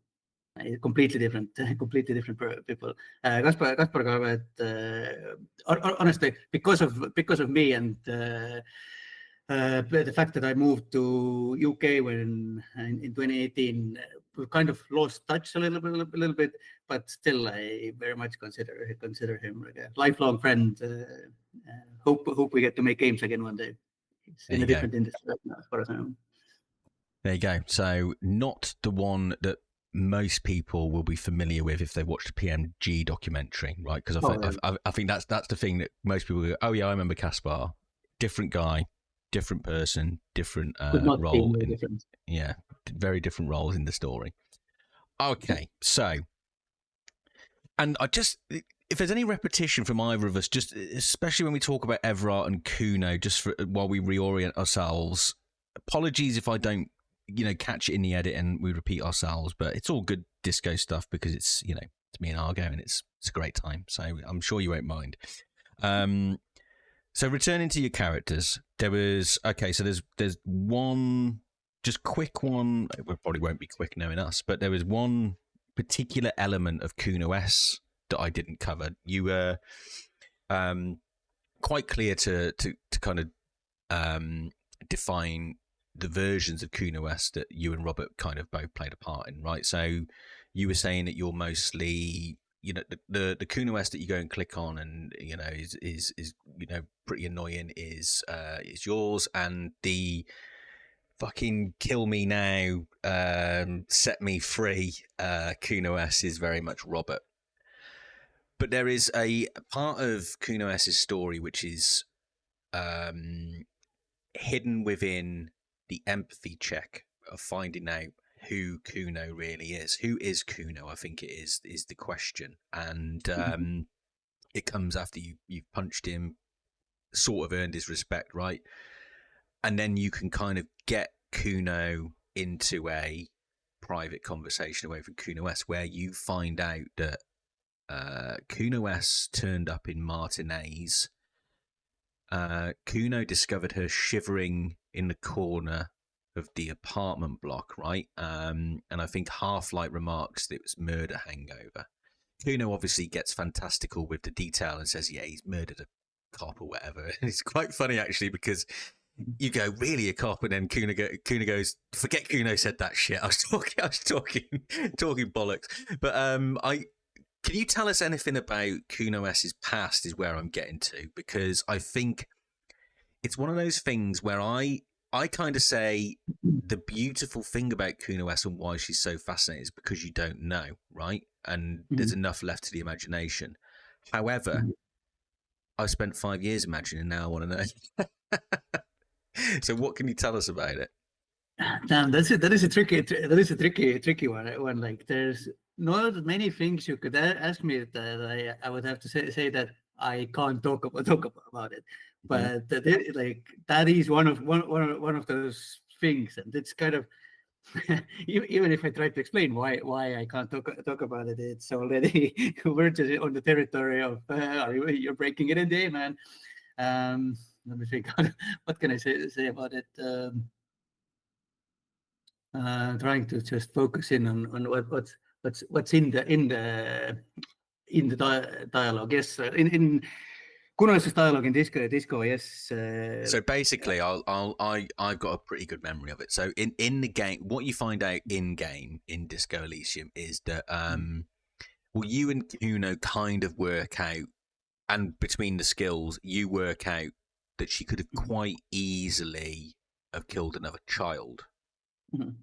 Because Cuno's like, or an old person or something, someone more vulnerable than her. Yes, I think I now remember. I remember these discussions. Yes, when Cuno finds Cunoesse in the hallway of the apartment building.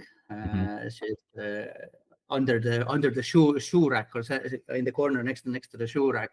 She's pissed herself. She's all wet. Hasn't slept for days. Yes, she's in a murder hangover. She has killed another kid.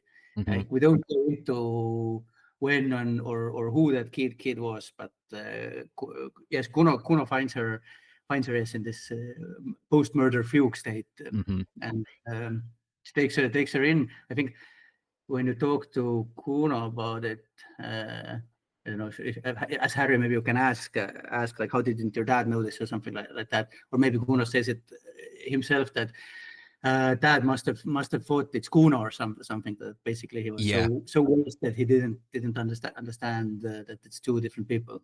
Yeah, that's right. Okay, I'm guessing most of the other stuff that people would be excited about is locked behind an NDA, and that's why you were being very careful. Yeah, but okay, so some other things I can say. She's not his sister. Like that's I think you can even ask this in the dialogue somewhere. He does. There is a sort of romantic element to it. Like, I mean, as romantic as kids can get. They have, you know, the way that kids subconsciously don't realize the reason they like that girl so much is because, well, one day it will blossom into something else. And there's a really good, quite grown-up thing that Cuno does if you end up with him at the island, and that is, he kind of says, you know, I had to go and settle things with C, parting of the ways shit, you know. And then there's a remark from one of the skills that says, this is the voice of a man who'll be looking over his shoulder for the rest of his life. Yeah, I remember that. I really like that.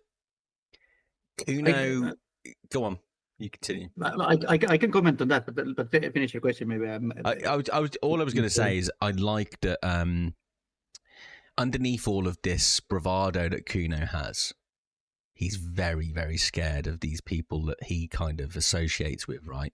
Like, and it's all bullshit. His whole, I'm fucking Cuno, I'm this, but he's terrified.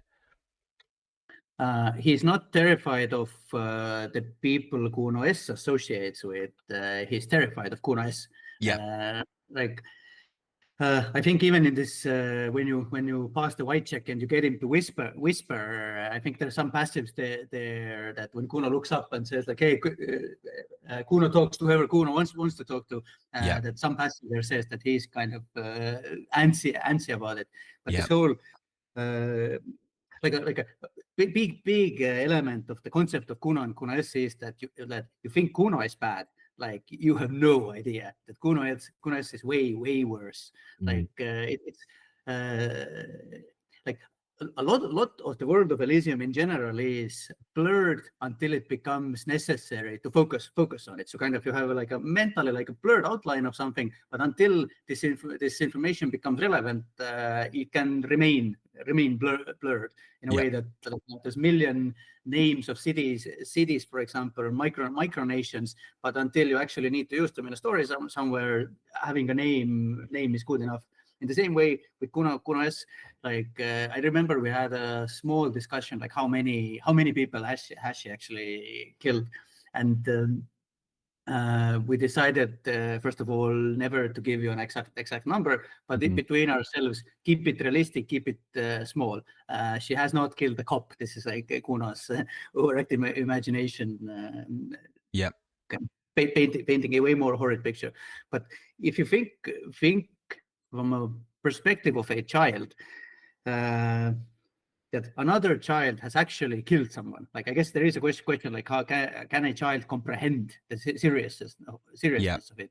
I remember as a 13-year-old, like a neighbor kid, like a kid, he lived in the same house. I think he was 17 or something like that, so not exactly a kid. Had murdered someone, stabbed a person, and there's a certain aura. Like maybe if you're younger than that, maybe if you're like 10 or before that, you do not comprehend the full impact of it. But I think Cuno is at an age where there is significance to it, because you can talk tough all you want, but this is somebody who has crossed a certain line that you can never come back from. It comes with certain aura. I suppose that's where the fear comes from as well. One of the actual line is absolutely incredible, actually, because it's just popped in my head. But it's double barreled. I can't remember if it's 2 skills or if it's half like doing 2 lines. But when you're talking to Cunoesse, talking to Cuno even, I can't remember the context, but it's fear of the truth, which is in reference to Cunoesse, as she's observing you talking about her, because she's trying to lip read and stuff as well, right? Yeah. And it's interesting, like she's built up these defense mechanisms to stop people kind of taking her Cuno away, because Cuno, it's obviously like, this is the other thing with Cunoesse, she's a child, right? And she's got absolutely no support network, going through some absolutely horrendous stuff that needs contextualizing. Children need that. And she's only got Cuno. And there's a moment where you just start to get somewhere, and you say, who is Cuno? And then you get the whole, get his dick out, all of that. Because she recognizes that question. If Cuno answers it and says, it breaks down another barrier, right, in that relationship. And then when she sees the whispering going on, she kind of knows. I think it even says she knows what you're trying to do. Like, she's sharp, and she recognizes what's going on, and the idea of someone taking her last bit of support away is, terrifying to her. So yes, Cuno will be looking over his shoulder for the rest of his life, because she'll want that back, or want to punish him, I guess, or in some way. So yeah, fascinating character. We fantasized quite a bit about this. What is the word? Not reconvenience, but retcon him. Reckoning even when they meet again. Oh, the reckoning. Sorry, yeah, a reckoning. Yeah, it's yesterday we also talked about that. No matter how much polish you put into something, there will always be like loose threads that you would like to go and wrap up. This Cuno and Cunoesse's story ending so abruptly in Disco, it always felt like, okay, like there needs to be more. Like, can't talk much more about it. But no, it's all good. Also, it's a good moment to also say that Cuno and Cunoesse, I think, are 2 unique characters in a sense that in addition to Harry and Kim, they are I think the only characters that multiple writers have had to write a little bit. With Cuno, because once you get him as a companion, he's also present in the island with the deserter. I think all the Cuno's lines in the deserter dialogues are written by Robert, for example. And I think Ash also wrote some additional Cuno activity, like cards in here and there. Yeah. And yes, Cunoesse is part of the Cuno and Cunoesse are both part of the autopsy dialogue as well, and those were also written by Robert. So Robert wrote another one of my favorite lines is Cuno going full detective Cuno, and he says to the deserter, "I've got my Keel A9 armistice pointed at your fucking head, as if you don't drop this fucking weapon now." I was like, and I think he does drop it, and there's just this little moment where your brain kind of goes, I'm not sure he did care that or believe that Cuno had it, but it effective nonetheless. Is great. Great. This is, by the way, also like a good moment, because you mentioned the Keel pistol. To point out that one of the cornerstones of Elysium and Elysium world building is these extremely realistic and kind of mundane names.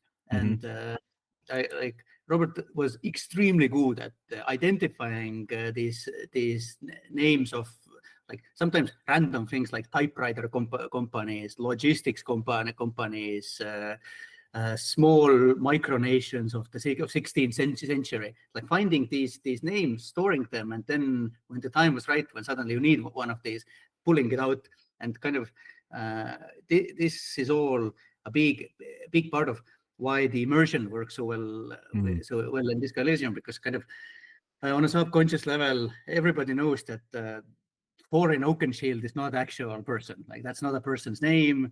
Baratur, that is not a name of an actual city. Without you having to consciously think about those things, I think your brain categorizes this already like into this. Yeah, it's fiction. I'm enjoying some fiction. Yeah. But this kind of Dewey typewriter and Kiel armistice and Seelager was a weapons manufacturer. Same with Paul and Frit. Alden, he talked about that in his conference actually recently, which he did. And he said that he made a really big point about names and how you kind of, there has to be if you want it to be really immersive, there has to be an element of like the real world in there. Like, and he said Martinez, half of the work is done by the Martin, right? And it's not completely bonkers to anyone. Martinez just sounds like a French town to me. Exactly. Revachol just sounds like a French town, European town. Do you know where the name Revachol comes from? I don't actually. I think it's a French anarchist who bombed. Who did he bomb? God, I'm drawing blank. Who did he bomb? Basically, it's a French anarchist who attacked the royalty with dynamite. Wow. People often think that it must come from the earlier name of Tallinn, the capital of Estonia, which was called Reval. But unfortunately, that's just an unfortunate coincidence. It's little things like that I really love. Argo. Everyone else is here for the big chunky stuff, but tiny little bits of information is what I'm all about. Well, in this case, I'll throw another one.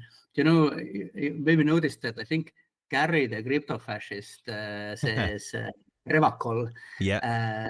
And there's some passives that say, he's saying it the old way.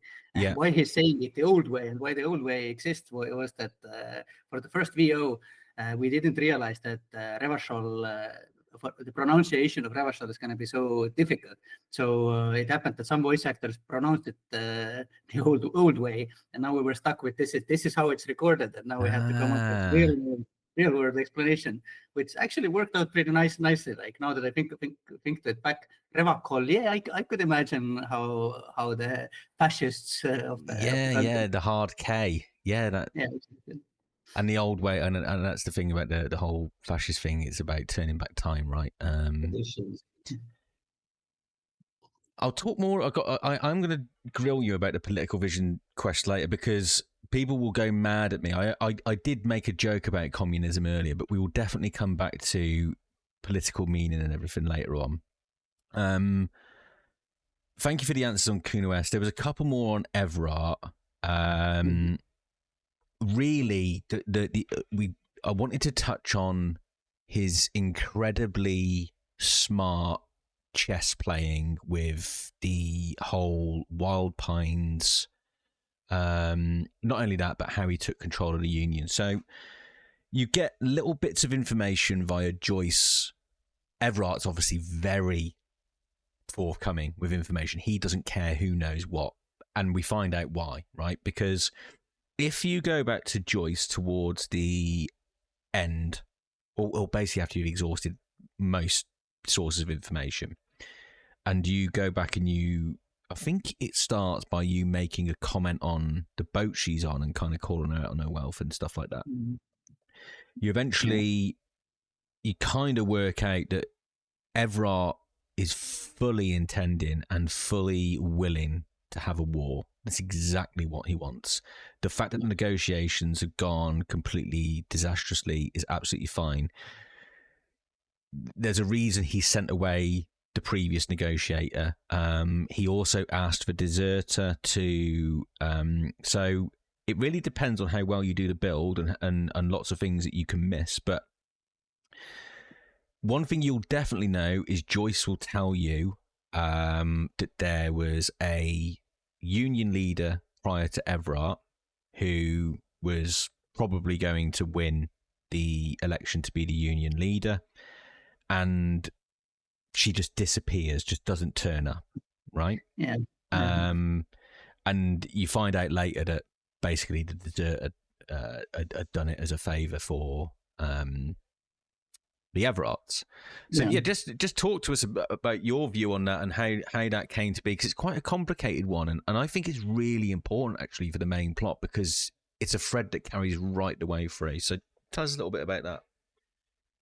Well, like you said, you mentioned chess game. Like, yes, Harry is kind of a pawn in this game, because there's this line where it says somewhere in the end that information. Let me try to quote it specifically. I don't remember the exact wording, but basically he says that information is the sweetest thing, and what Evrart knows is that you cannot withstand this urge to cross-pollinate this information. In a way, there's a little bit of an element of meta there of all CRPG characters who run between characters and tell them about the stuff the other characters told them, like this. Yeah. Protagonist syndrome. But also in real life, like carrying around information that you're not supposed to tell, but you know it's so juicy. It's very difficult. So Evrart knows that everything he tells you, you will carry back to Joyce. And basically, we could speculate on how Evrat's plan would have worked if Harry wasn't there in the first place. But now I'm getting into different spoilers territory. Let's say like that. Say it like that. That there is a connection between Captain Ptolemaeus Price and the Claire brothers, relating to why Harry is in Martinez for this particular situation in the first place. But now that he's there, yes, you are being basically played. Harry is being basically played. I can't possibly let that hang, and you can tell me to go away if it's not something you can talk about, but so I will add 2 and 2 together and come up with 5, and you can tell me how good a equation it is. So Price loves Harry, right? I think or he recognizes that despite everything, as Price says, Harry's our man. So knowing how difficult and severe a scenario was going down in Martinez and knowing the nature of the people there, is it fair to say that Price sent his best man to make absolutely sure that they got a resolution, or is it something else at play? I would phrase it in a way that Price knows exactly what tool to use for what job. Like sometimes you don't need the best man, or sometimes why you think someone is the best man is not why they are actually the best man. And yes, I am being deliberately obscure here right now, but honestly, like as I have been with many things that relate to this potential sequel to Disco. Once we get to talking to this, I will also explain why that is. Yeah, no, fair enough. And also, fortunately, we do live in this parallel in this world where we have two parallel what do you call it? Okay, let's say world again. Two parallel worlds: the world of Disco Elysium and the world of tabletop. And yes, a lot of events carry over there from there directly, but there's also like some things that have already a somewhat satisfying answer from the tabletop days, and those I can share those answers. I don't have one for this particular question, but I know later down the line we're going to talk about Price and Gottlieb. Yep. No, okay, fair enough. Who did I have next? Oh, one more thing, because I know that it was part of the Easter eggs thing, and it does relate to Cuno. The Kimball Kitsuragi thing, big fan favorite. So who was responsible for that? Because that's basically like Kim is always really resistant to having to deal with Cuno, right? And you never really know why. Well, you kind of assume it's because Cuno's he's quite obviously not going to be helpful, right? But the Kimball thing, and you find out that he was I can't remember what you call it now, the department that basically deals with junior, like juvenile I think we courts and- literally said the juvenile delinquents department or something like that. We used the word jury. Yeah. So yeah, who came up with the whole Kimball thing and the fact that he had to get so good at pinball to like not blow his cover or whatever it was? Can you remember that? I'm pretty sure it was Robert. Maybe Luix as well. Robert for sure. Possible that someone else might have played a role there. I do remember when I started writing Cuno, then Robert told me about Kim's past in the juvie. I have such Swiss cheese memory sometimes, but I do know there's also Kim's former partner, and he's I think it's Dom and Tom's kids. Somehow this tied into it, but unfortunately I'm drawing blank right now. I think I literally have to go look at the dialogue and try to remember what was the connection there. But Kimball and Kim having to infiltrate into the pinball gang, this I think was Robert. And also, I think this, and there will be many others, I'm sure, is a good moment to kind of point out that in a similar way as realistic names are a quintessential cornerstone of Elysium. Quintessential cornerstone of this creative process in these Elysium characters, scenes, and situations is this kind of a wordplay, or like yesterday again we talked about how sometimes you repeat something in your head to the point where it loses all meaning, and then you keep repeating, and then it comes back with a new meaning. Like pinball, Kimball, like this is very much like a product of this kind of a haha, wouldn't it be funny if it wasn't if Kim turned it pinball. Makes so much sense. Yeah, a bit like the Cunoesse thing, wasn't it? That was another just silliness, basically, wasn't it? Yeah, and there's plenty of silliness in Disco Elysium. Actually, that's no. I'll ask it after, because there's a bit on skills. I do want to ask something about that. Let's go into another incredibly iconic group of people. Hugely important in the story, and that's the Hardie Boys. So, what was the idea behind the Hardie Boys, first of all, when you were coming up with them? Well, Robert told me that he needs a group of rowdy dock workers who act as game mechanically like this kind of a blocker starting from day 2.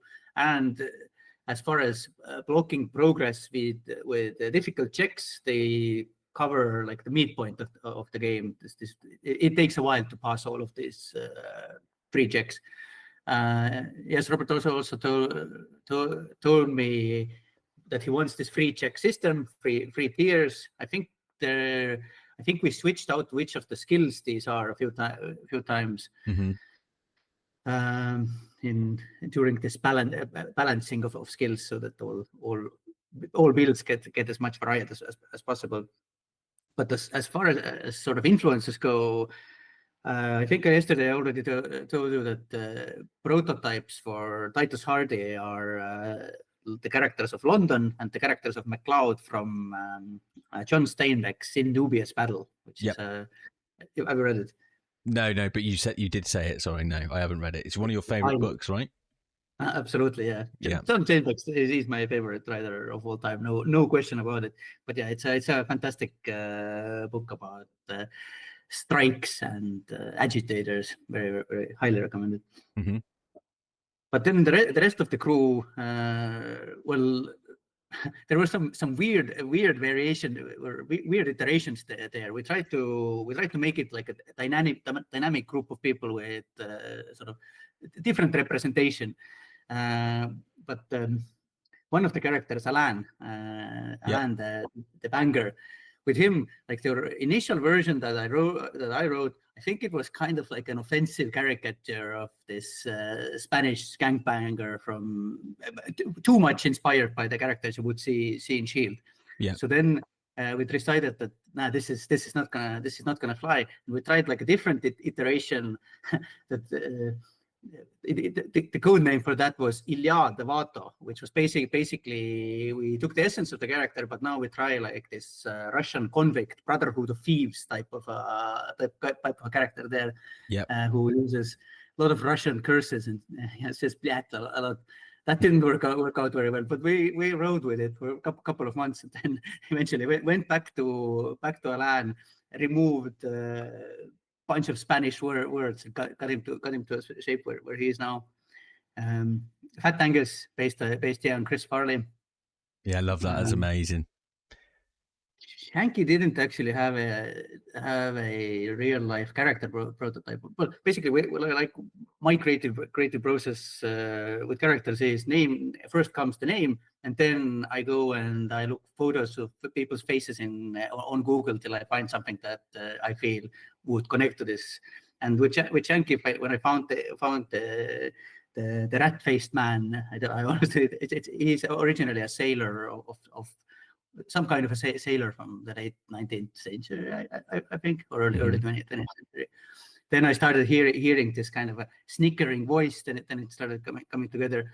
But he always reminds me of Jim Carrey's The Mask. Actually, do you know what I'm talking about? When he does the really silly laugh. I watched The Mask over Christmas, and there's a point where I don't know, he makes some Jim Carrey mask joke, right? But he does this cartoon.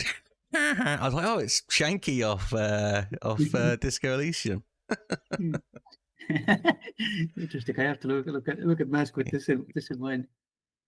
But I think this group of guys is also like a good example of characters coming to life and starting to live a life of their own, because they all are part of one scene and they act as one scene. Then basically I had to come up with all of them the same time, and you can't expect that 8 characters, 7 actually, 8 Ruby's 8.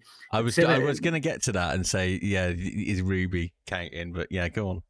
But coming up with 7 characters or like full-fledged characters at the same time, it's, I don't know, it was beyond my abilities. So I kind of, with every rewrite, they kind of got more and more fleshed out. And Shanky didn't start out as the villain. It's just because he had I saw him going with this bootlicker tendencies a little bit, and in the end, just to add some narrative diversity to the group, they can't all be honorable good boys.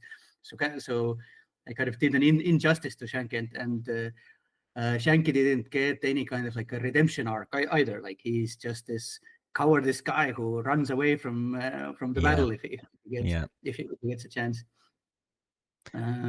So I want to remark a little bit on and compliment you, actually. And I don't know if many people have ever made this observation. Glenn is a member of the Homosexual Underground, and he's in a very masculine group.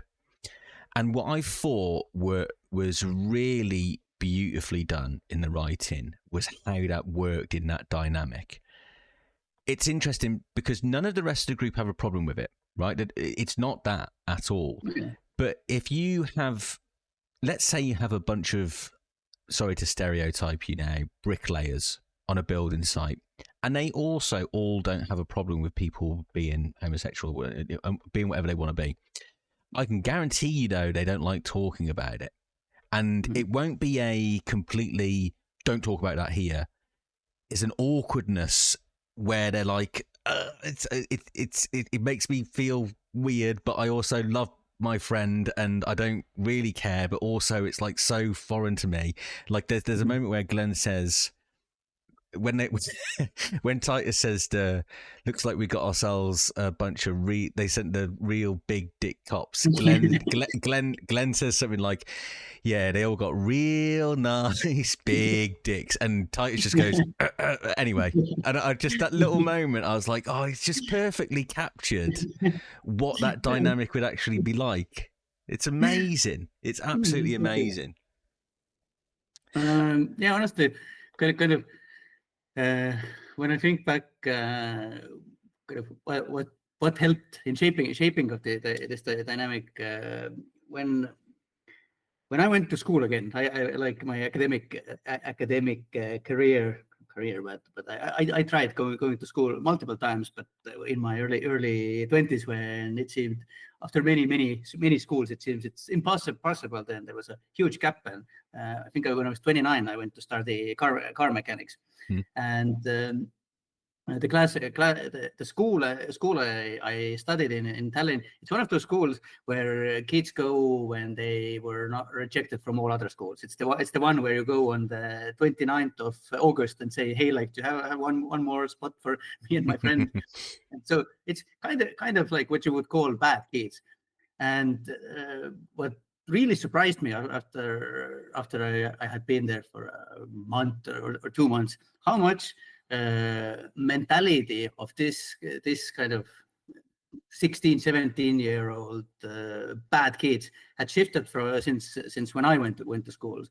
Like homosexual slurs were like from second grade, not even second grade, in kindergarten, kids started using it. It's kind of like prison slang if you listen to it, and that was very normal in that era. And you would or like my assumption was that these bad kids who kind of take knives to school and shit like that they wouldn't change, and not especially not in the span of one generation. But I remember literally, like, I remember this scene from, I think it was the class automatic gearboxes or something like that, where somebody made some kind of a weird reference, which was definitely homophobic. And this kind of a biggest fog in the class stood up and said, like, dude, what the fuck is your problem? Like, everybody has a right to define themselves as they do. And this kind of unanimous support that the other roughnecks in the class had at the statement. This was very kind of like a positive reminder that changes can happen much faster and in unexpected, much faster than you expect, and in unexpected places. In the same way with the Hardie Boys, it's not an issue. It's like in some ways, the society, and especially this kind of a post-traumatic event society, as Revachol is, of course, there's certain reservations, but already on like a human scale, people have moved on. And also the other thing is that there is a very real friendship between Glenn, Alain, and Titus, Eugene as well, but I just didn't write it as well, or I didn't integrate it as well. It's not so clear.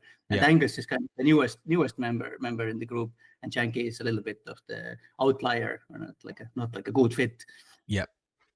The one you haven't mentioned, we'll obviously talk very specifically about Titus because there's some really interesting checks there. But out of the other kind of rapscallions in the Hardies, Theo, who is the old guy just quietly sat at the back. What was your thoughts with him? Because he's kind of like a previous leader, right? That's how he's kind of pitched. He's got authority, but it's not like it used to be, type thing.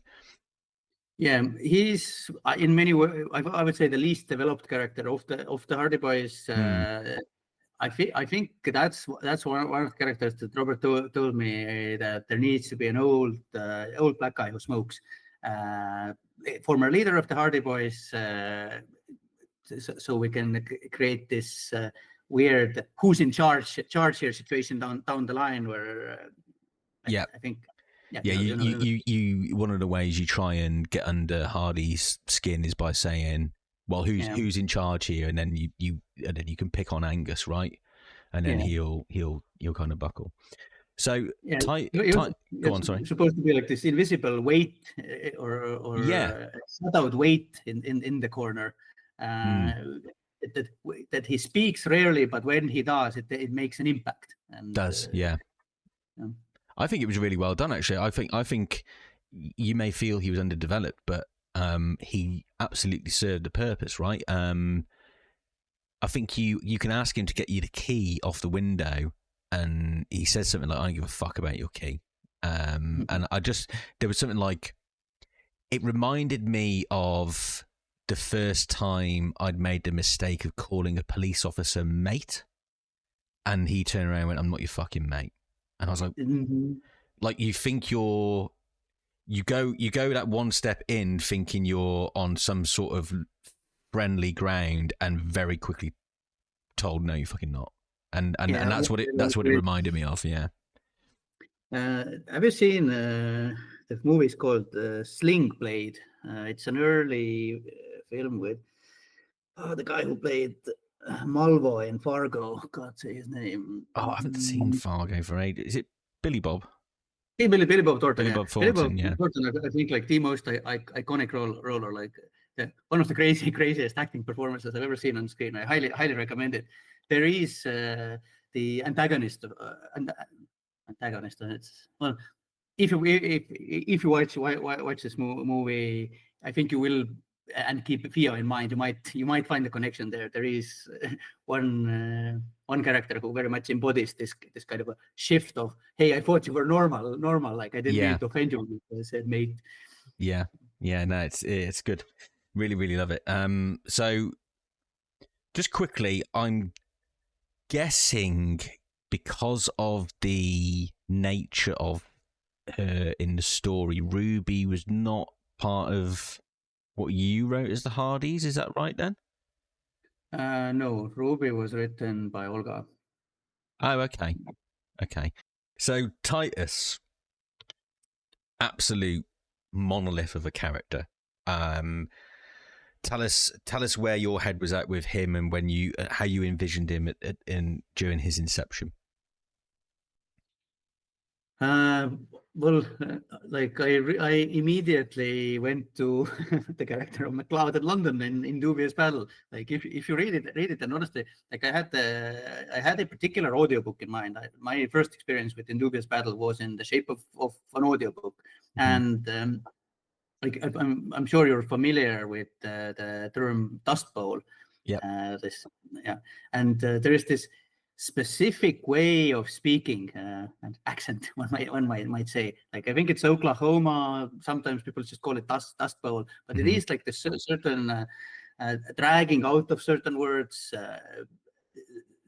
certain length of sentences, keeping it short. And I had this exact voice of the audiobook reader in mind. And with this, well, like all characters, yes, there was also photo. I'll send you the photo later as well. But with this combination of voice and photo, it was incredibly simple to just write him. Like he just still kind of speaks in my head.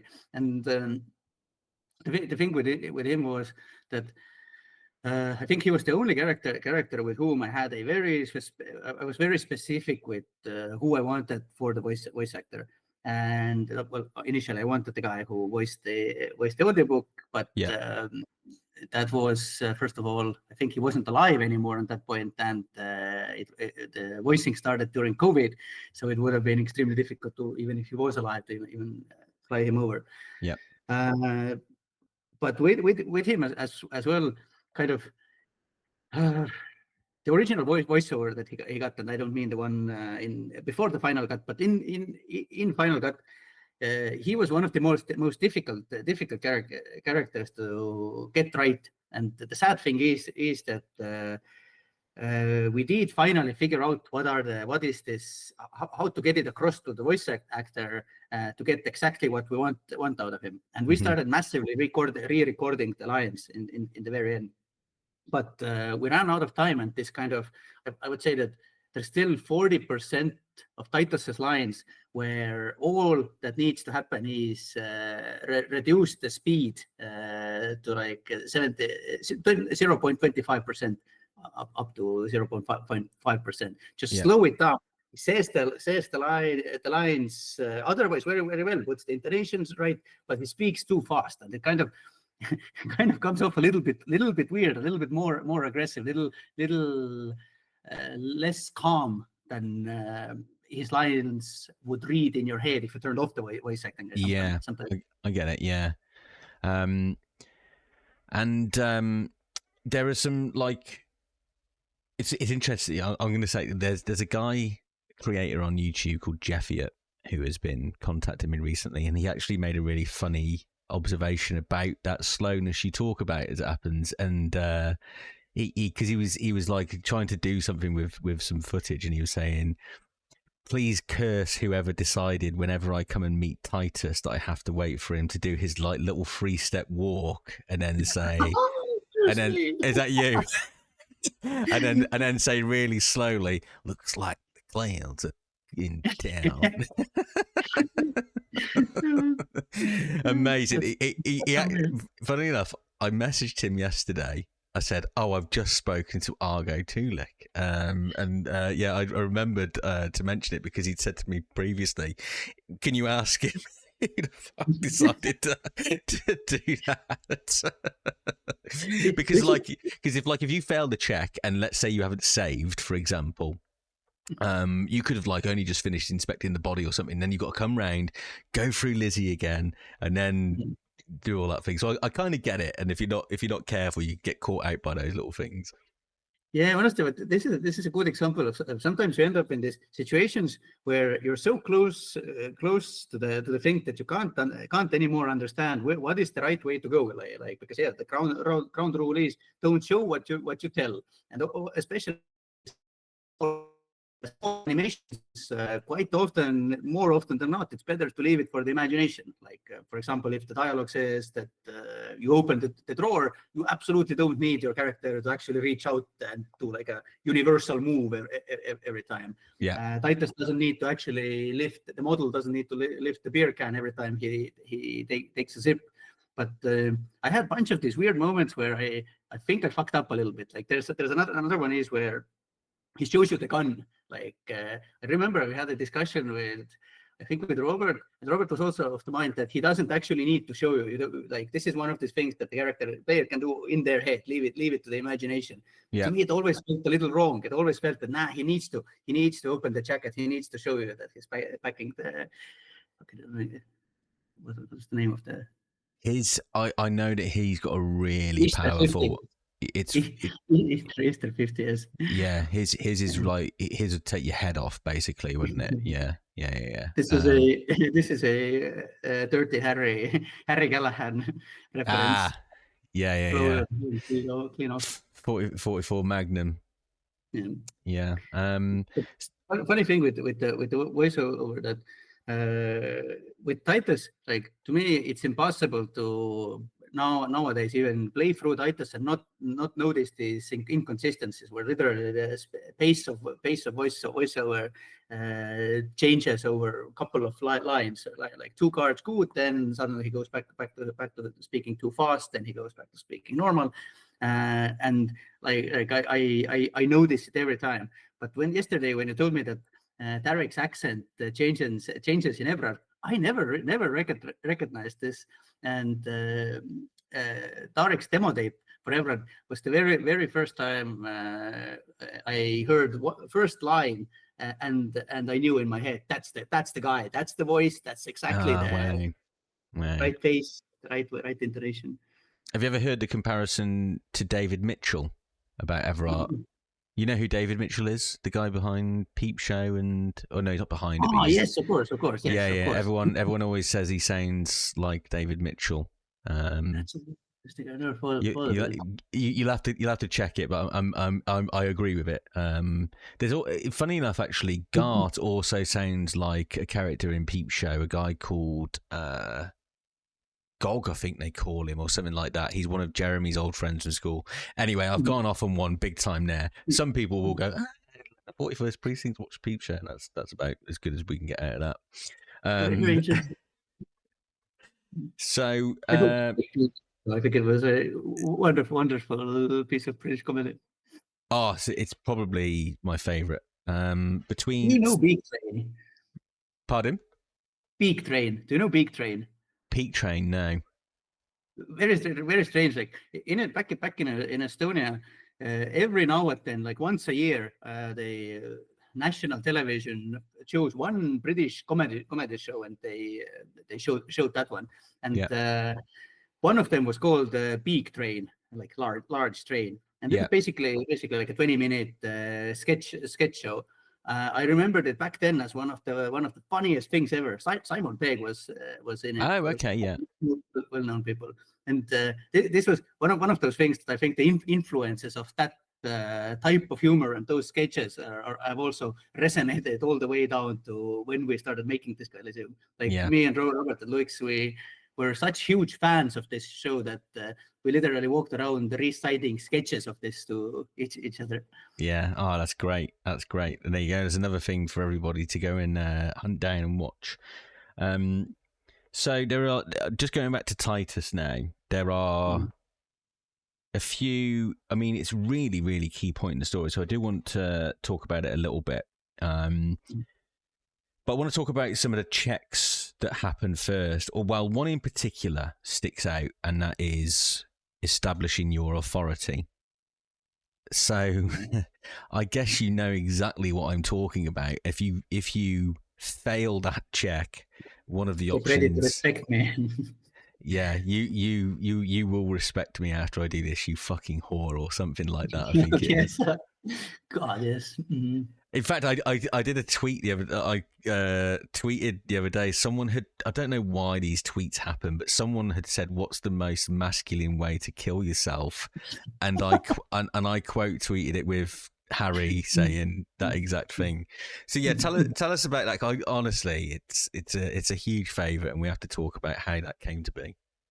That was a hilarious way, most hilarious thing to write. I think we went back and forth with it, me and Robert both. The idea that you should be able to threaten to kill yourself. The idea comes from Robert. I wrote it, but this really like what the magic of this happens wasn't. This is also good moment to talk about this kind of how do you say, like meta design, like the way basically the dialogue options that you see in a dialogue hub.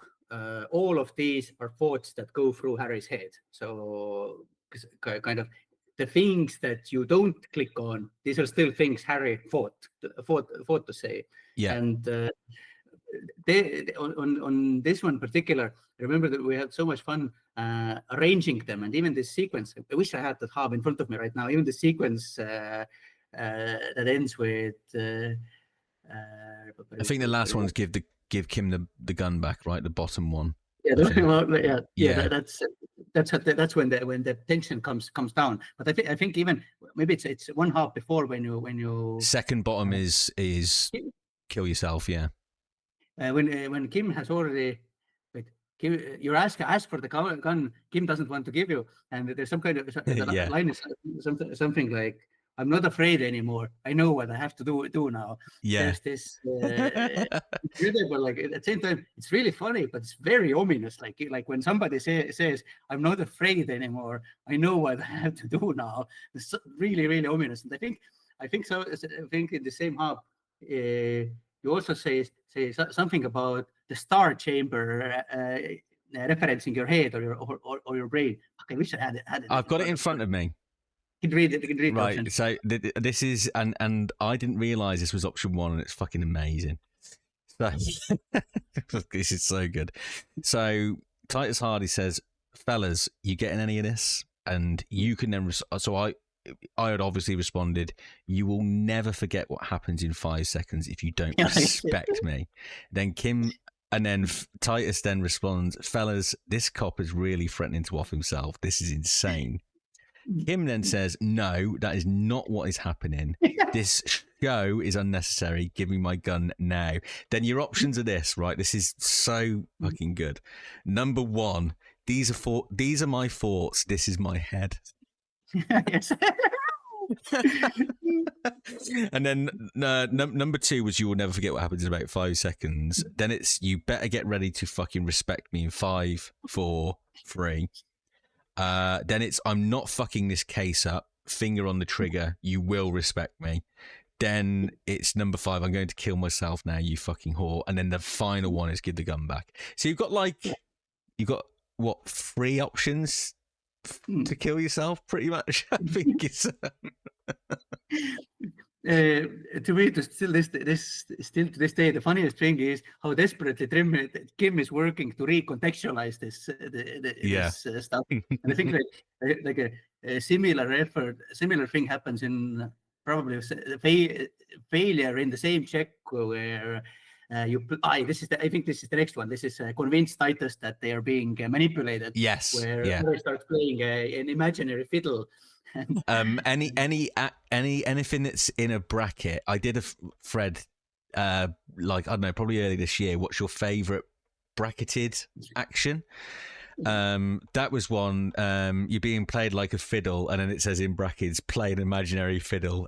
There's also cock carousel. Make a fucking drill your hole in your mouth. I think it or something like that. It is. There's obviously Dios Mio. A liberal, you know when she says I'm the worst of the worst, that vermin, and it's Dios draw across. I just love that religion doesn't even exist in Elysium, but it's like it's the only way that it's such a fucking funny little. In fact, actually, I would argue it's probably the funniest, in my opinion, the funniest line in the whole game is that Dios Mio moment. It's just like 5 words. I was like, oh, it's amazing. And there's obviously one at the very beginning where the mirror says, please promise me you won't use this on any of the ladies. And you can say, I promise, lie in brackets. And what's really funny about it is you're literally communicating with your thoughts. So you're not lying to anybody but yourself. Yeah. It's genius, man. It's just genius. This is maybe a good moment to briefly kind of talk about it from, I don't know, writing technical angle. You probably noticed that there doesn't seem to be like a universal rule, like when are the brackets used. And it is a very intuition-based thing. Like you have to use it sparingly because otherwise you kind of create the expectation that it's constantly used and confusion when you feel that there's a moment where something should be in brackets and not. Yeah. So kind of the idea there is to always keep it light and use it sparingly. Use it only in special occasions. I think there are plenty of situations where you can lie without the brackets telling you that you're lying. If every time the brackets told you that you're lying, then it kind of takes something out of it. It takes away the agency, your willingness to lie. There are certain characters where you feel like you want to lie, but obviously the lie there is deliberately to make you laugh, right? Yeah, exactly. Yeah. And also the other thing is that this kind of feeds into one of the cornerstone design principles of Disco Elysium, and this is asymmetry. And this is the kind of a design principle that goes I think into every aspect of the game. Like not all skills are equal. You don't have equal amount of checks or passives for each skills. When you get to say political things, you don't always get to say all 4 things. You don't always have all the options. Yeah. And same with the copper types. And kind of this is something we realized that human brain finds symmetry very calming, but it also removes a little bit or takes you off the dopamine loop in the same way. Like you always know that a passive can pop up at any time, but because you don't see what's happening in the background, you never know when it actually happens. And when it does, it's like it gives you this little small dopamine trip. And in the same way, because you never know to expect how many dialogue options or that a dialogue option related to your specific path would pop up, then this always kind of keeps you in this state of expectation. Yeah. Yeah. I honestly, yeah, I loved it. I can't even remember what we originally talked about. Oh, it was the Titus Hardie. Yeah, it was just nice little conversations about that. I didn't have that written down either, which to my shame. And one question, just as you talk and I listen, and these questions pop up. Who wrote the you mentioned that you can only very deliberately only be a certain amount of communist or fascist and all that stuff within conversations. But so who wrote say one of these fascist or communist things or fuck off? Who wrote that? Because it's genius. It's in Rene Gaston, right? It's rhetoric. Yeah, say one of these communist or fascist things or fuck off. It's just and it's obviously now you Jamrock Hobo. It's in Gaston when they're trying to convince him to give up the sandwich. You're left with two options: the communist and fascist, and the third option. Hey, both of these options seem awfully. That's it. Yes.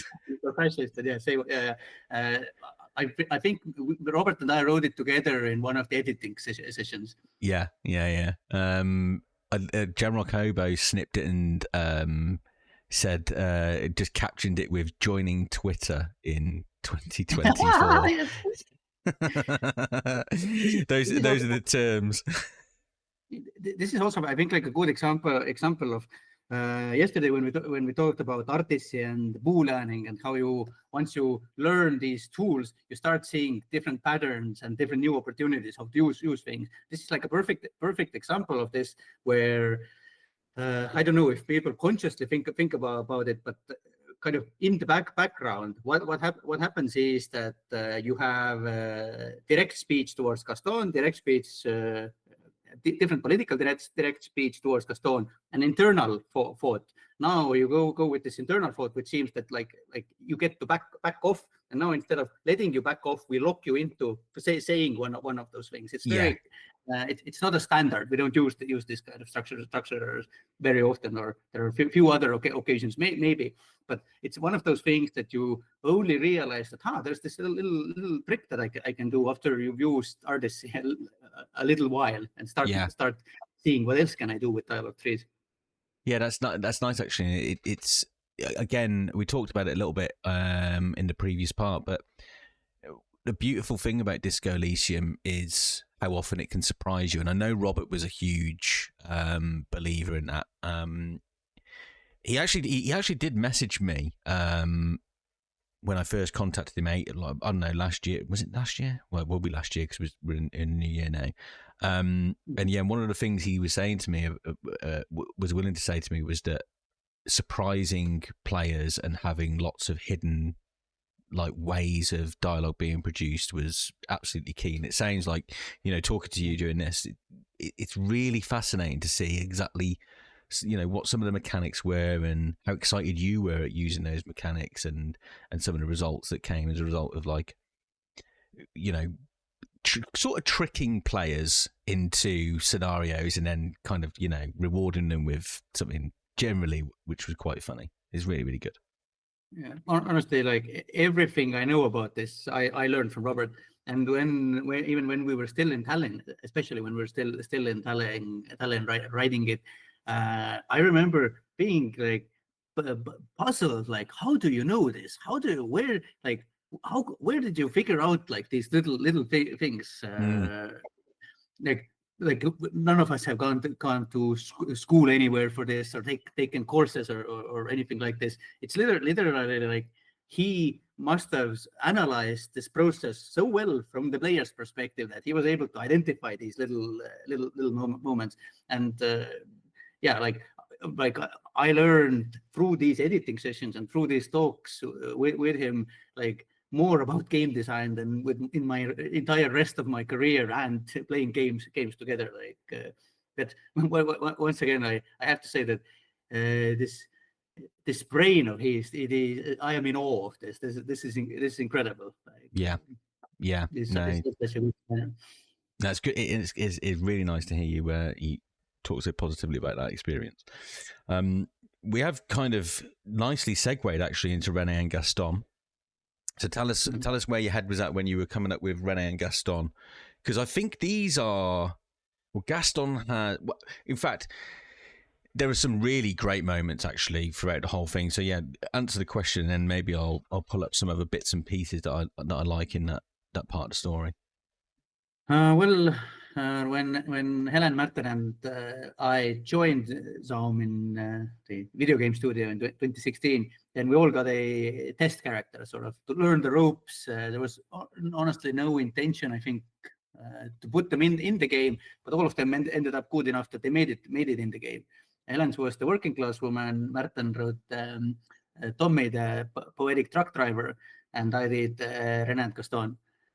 I don't remember how much, like this already, like when we joined, then even before we actually started writing, Robert gave us like these lore courses, or like for 1 week we were just like in school, basically studying Elysium, geography, factions, what updates had there been, because like for me it had been like at least a 5-year break since we played the Torson and McLean games.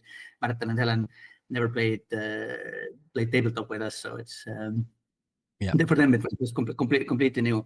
And then I think in the end of the first week we sat down and we had this brief discussion. Okay, like let's think about what kind of characters we would like to do. I don't remember. It might have been that I suggested I want to do old men, because I think it's because of my previous career, or different jobs in my previous career. All of these weird low-level proletariat jobs where this old man is the main character that I always run into, like hundreds and thousands of old men, and for some reason I've always been very good at writing old men, so I felt confident this is okay. I'm happy to try that.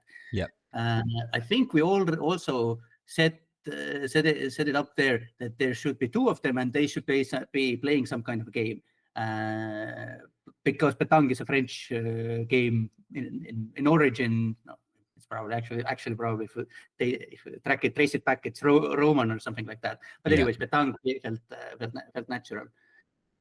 And and then like with other characters, I went, sat down, found portraits. Rene was originally white. There was also a portrait for Jean-Marie. And then with these portraits, like little by little, I started writing, and of course they were shit in the beginning. Like I did not in my first draft, I didn't use any parentheses. I just only direct speech all of the time.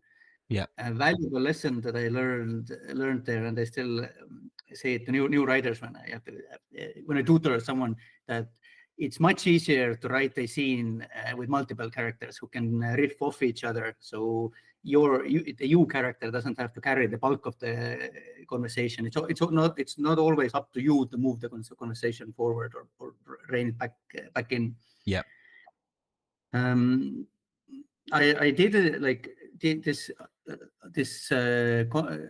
how do I say it? The reveal of this romance between them. This was also very naturally, this evolved into it. Like I started out with 2 grumpy men playing Pétanque.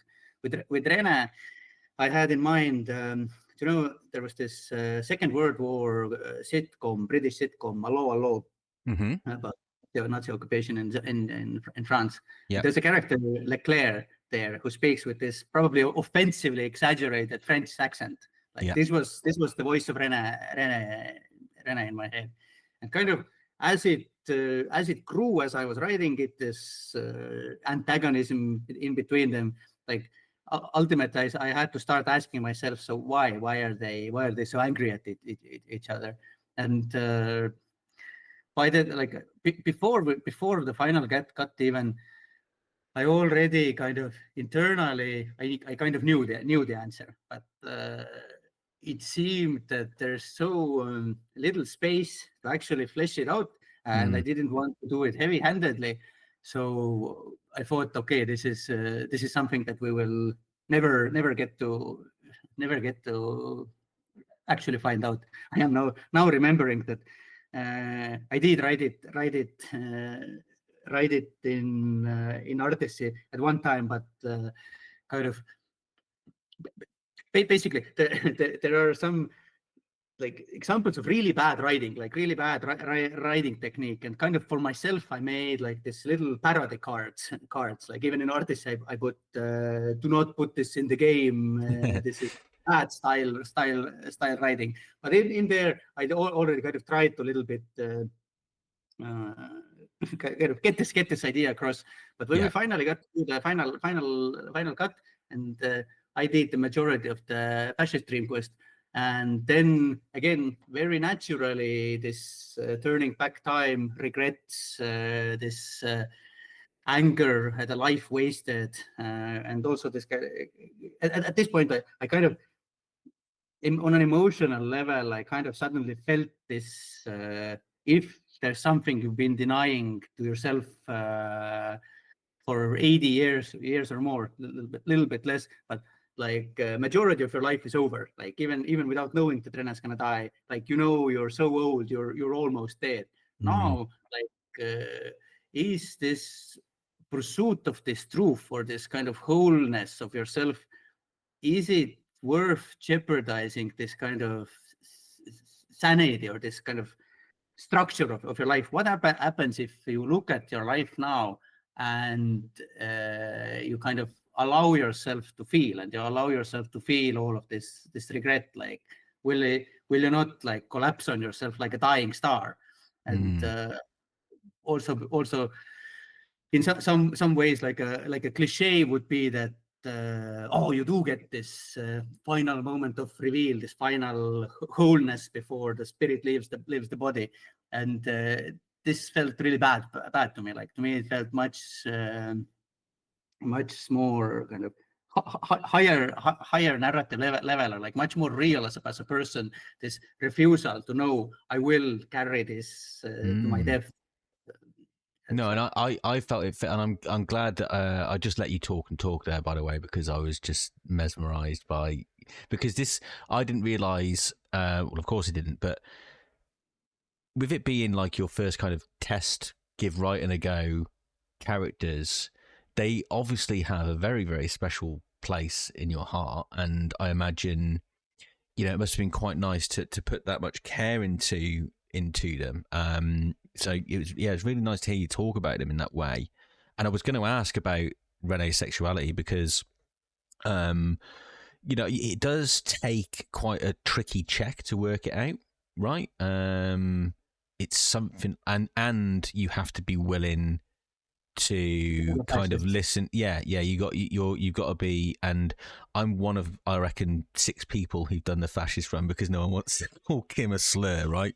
But it's it's the one of the most rewarding political vision quests out of the 4. My 2 favorites are the fascist and the ultra liberal political vision quests. Actually, like I know everyone wants to say communist political vision quest is the best, but I already felt like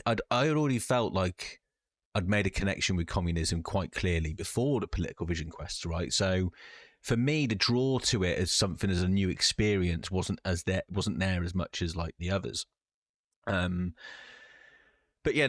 so that's really, really, really, really interesting stuff. Like, what about like so all the King Fristle stuff and the story of how the revolution went down and his account of stuff, was that you as well, or has that come from Robert fleshing out the world?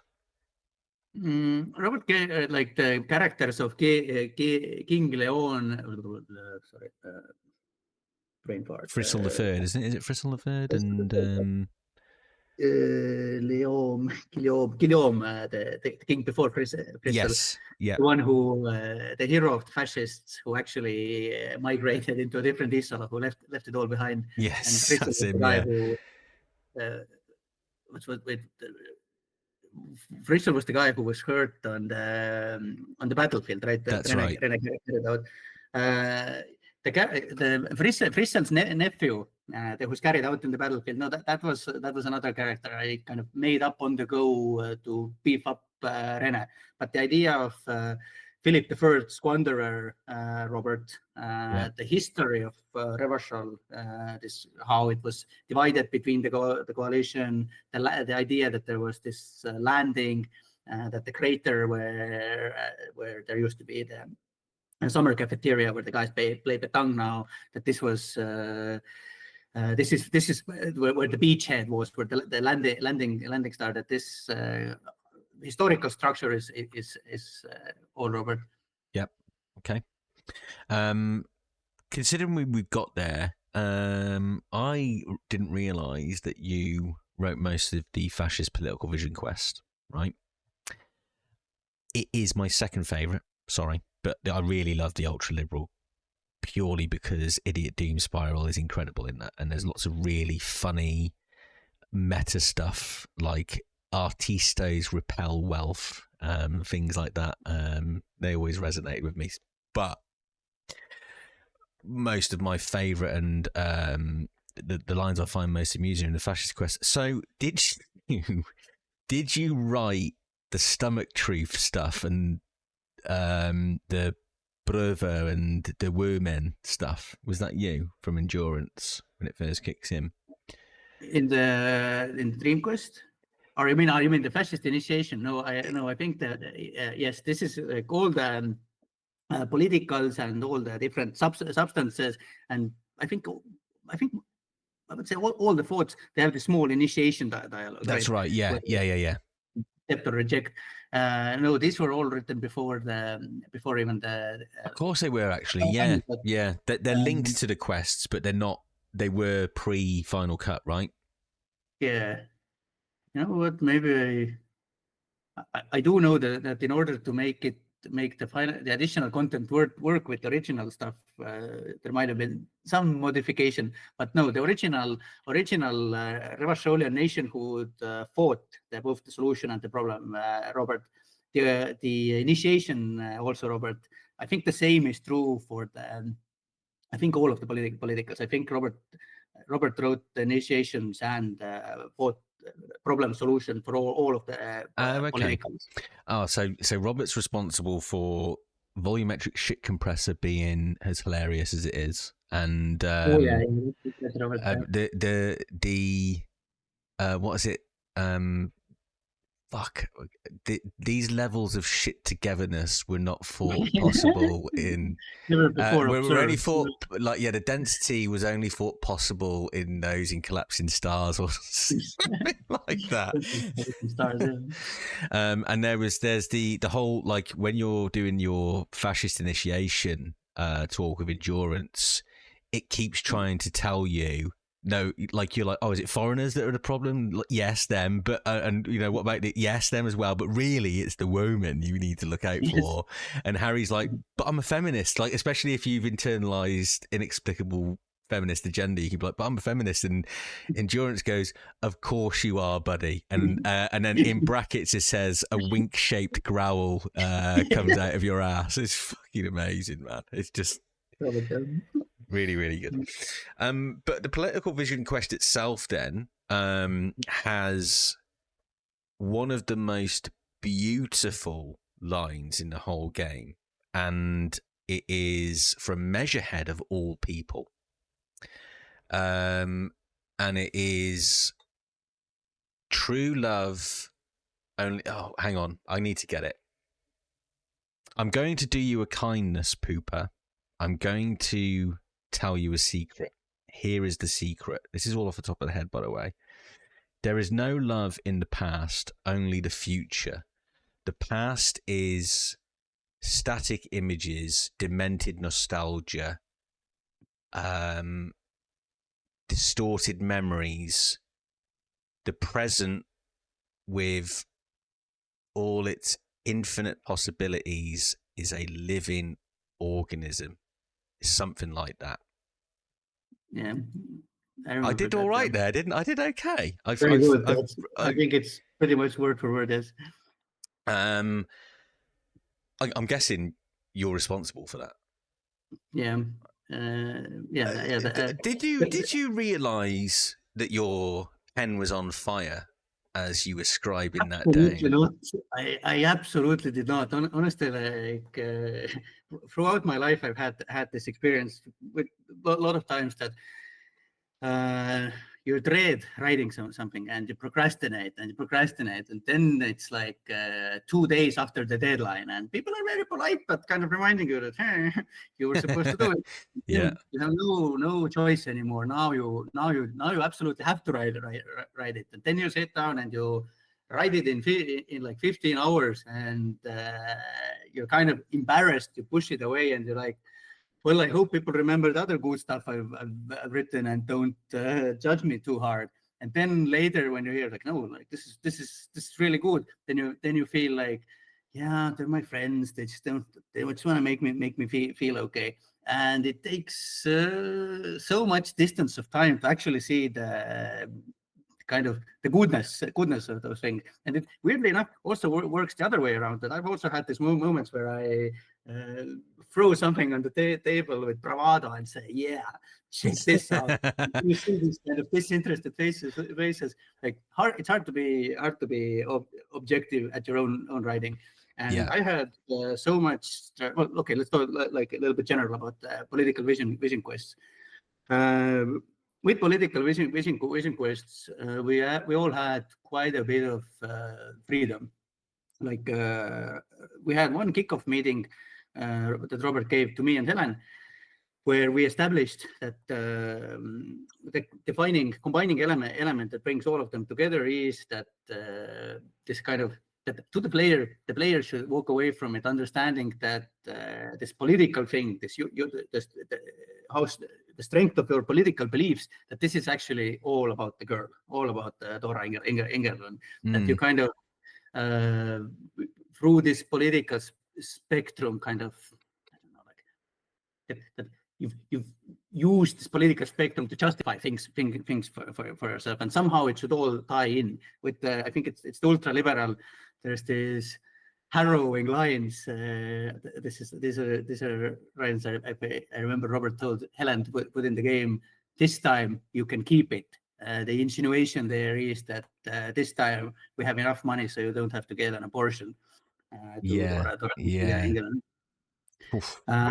With the fascist dream quest, yes, the idea was if I could only turn back time, if I could go back to when men were still men, kings were kings, to kind of on the surface level, you as Harry think of this as it's about reversal, it's about being a king's man, but it's not about that. It's in the end it is because I think when you address it in the mirror, there's this whole imagining of being able to take her away on the aerostatic and we'll be rulers of the world as it should be. And there's this whole thing, is Kim going to be there? Like you can ask, and then Endurance or whatever says, fine, yeah, Kim too.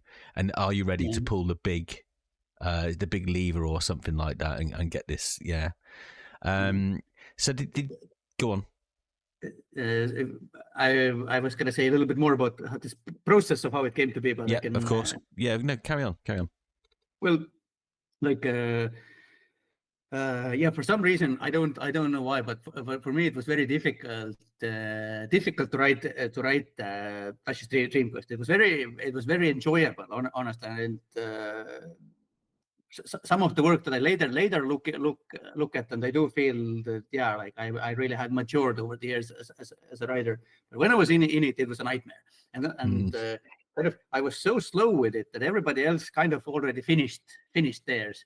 Even in the Fascist Dream Quest, in the end, there's the bit where a bit with the Pale Driver. I think Justin wrote the Pale Driver bit because I just took so fucking long with the Measurehead, or maybe Helen wrote it. I know Robert and Helen edited it both, but basically like other writers needed to come to my aid because I took so long doing it. And each of these characters, it was 3 weeks of procrastination and then like 24 hours of writing. It was a very strange time in my life, honestly. Yeah, I always find now that's. Do you know, all of my best work on this channel has been done in less than half an hour, or less This than is an hour. I don't know why it does that. Like, I had an idea to write an essay on the similar messages between The Wire talking about its city and Disco Elysium talking about its city, right? And it took me about a year to even get round to it, right? Mhm. But when I had the True Detective one pop in my head, and people like, I feel like I'm showing off now, but it's obviously it was quite well received. But it took me 2 hours between writing the full script, getting all of the video, putting it all together, making it look good, good in my opinion, and it went down really well. It's weird, isn't it, how pressure and time constraints can just do stuff to your brain and make you just go up a gear, right? Yeah, absolutely. Like I've had many discussions on the very same topic with Dora as well, and kind of it seems to be that in a weird way the deduction there is that it doesn't matter if you rush it, if you rush it, do it spontaneously, or if you meticulously plan it. The result is still like your what's the word? Your competency is your competency. It might shift here and there a few degrees, but in the end, like it's still pretty much in the same brackets. The question is only, do you sort of stress yourself to half death, or do you just wing it? But even after kind of coming to this realization, that doesn't actually save you from the prison of thinking. But like I have tried to consciously think more about the fact that this feeling that you need to meticulously plan things and everything needs to be right, the lighting, the time of the day, the right soundtrack needs to be playing for you to write. I am trying to consciously recognize this as fear of starting to write. Yeah, that's it. I think that's half the. I do get that as well. It's actually, once I start, and it's the same with work. Once I start the thing, I'm golden. But getting there is the hard part. Yeah, Absolutely. Getting there is the hard part. I just want to touch on just one other thing there, because you mentioned that the political vision quests basically serve as vehicles to, again, reinforce Harry's own mind that he's going to get Dora back. Obviously, I'd be remiss to not talk about it, because the love story in Disco Elysium is probably my favourite part of it. Every single one of my musical edits I've done, bar maybe 2 or 3, are centred around Dora. I've obviously got a vast, vast soul, much like Harry, so it resonates with me quite a bit. I listen to Mom FM too. Yes. I have to say, like, and I'm just looking for what your view is on it, but I've never known a story of romance and relationships to be so visceral and so authentic as the one between Dora and Harry. And you, of course, see it all from Harry's perspective, right? And spend all, and like you've got that level of bias. But what I thought was really interesting was the dream sequence. And it's very, like, you can be tricked into thinking this is Harry seeing Dora, and Dora finally giving Harry the damning, fucking talking down that he's needed his whole life. But it's not Dora at all. It's Harry. It's Harry's dream. It's Harry's subconscious. It's Harry saying all of these things. Like, I can't imagine Dora, because, like, you get a glimpse into Dora is still patient with you on the phone, right? When you call her in the middle of the night or whenever it is you do it, she's still pretty patient with you, right? And she's considering like, the circumstances. yeah. She's like, oh, you're drinking, what's going on, blah blah blah. But in the dream, she's absolutely. There's the very famous and incredibly gut-wrenching line. Well, there's a few actually. The atoms don't form us anymore. Every arrangement of words has been said. That's quite a brutal way of saying no chance. I mean, the atoms don't form us anymore. See, that's why Robert is my favorite poet of all time, because of the ability to construct phrases like this. Yeah. Yeah, it is beautiful. And what was the other one?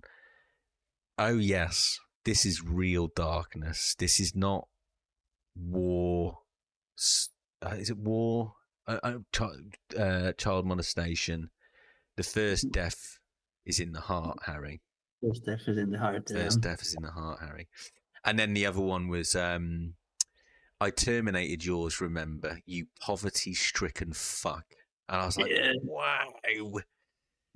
But then, like, it seems brutal because it's coming from Dora, sweet, beautiful Dolores Day, but it's just Harry's own assessment of himself, right? Mm-hmm. Yeah. I mean, that is the like a canonical way of looking at it. Yes, that is Harry's own assessment of himself. How important was like the Dora thing as part of the story? Because it seems to basically, like, I asked you previously what's Disco Elysium about. I think I could very easily say, oh, it's about a guy whose heart's been broken. And you would not be wrong, because it is also about that. And I think in a way it's kind of how much real estate in your head do you occupy with kind of this approach. And this is like in this meta level as you play, like it can be the main thing, like even kind of QAing the game, like in one of the playthroughs, I kind of went in with this in my mind and it became the main thing. Yeah, no, interesting. But there are like these lines that you quoted, this brought back like this very vivid memory in the office in Tallinn when Robert wrote those lines, and I remember this kind of the sense of wow, like this is like what is it like being in the presence of greatness, and also like, with these lines, I think you can sense that this is not. How do I say it? This is not a character that was made up right now. Like these lines and how specific they are and what emotional beats they touch. Like there's this weight of history behind it. There's a myriad of real human experiences behind it. Like I kind of also knew the person who was the prototype for Dora Ingerlund. Maybe it's easier for me to hear that voice still in my head. But yeah, this bit of the game honestly hits harder than anything else. I agree. Yeah, it's honestly it's easily my favorite part of the whole thing. I think it should be examined as like how to write a love story or like what real relationships are like, because I've talked about all the brutal stuff, but there's like the moment where excuse me, you open if you choose to write the letter that you keep in the ledger, right, and you get a glimpse into just how much they loved each other at the time. Yeah, that's where she says you have a vast, vast soul, and I will always, always, always, always come back to it. And you think, like, at the time she meant it, right? She truly, truly believed it, and we're not talking about a long time ago either. I think John does point out it's about 5 years previous to events in Martinez. Yeah, it's absolutely gut wrenching stuff, but you know, as you rightly say, beautiful, beautiful writing.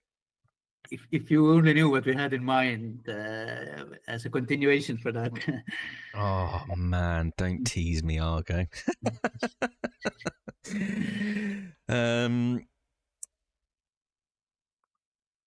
Necktie is the next on my list. Crazy necktie, horrific necktie, or crazy cravat, as we sometimes call it. So, first of all, I have to ask why.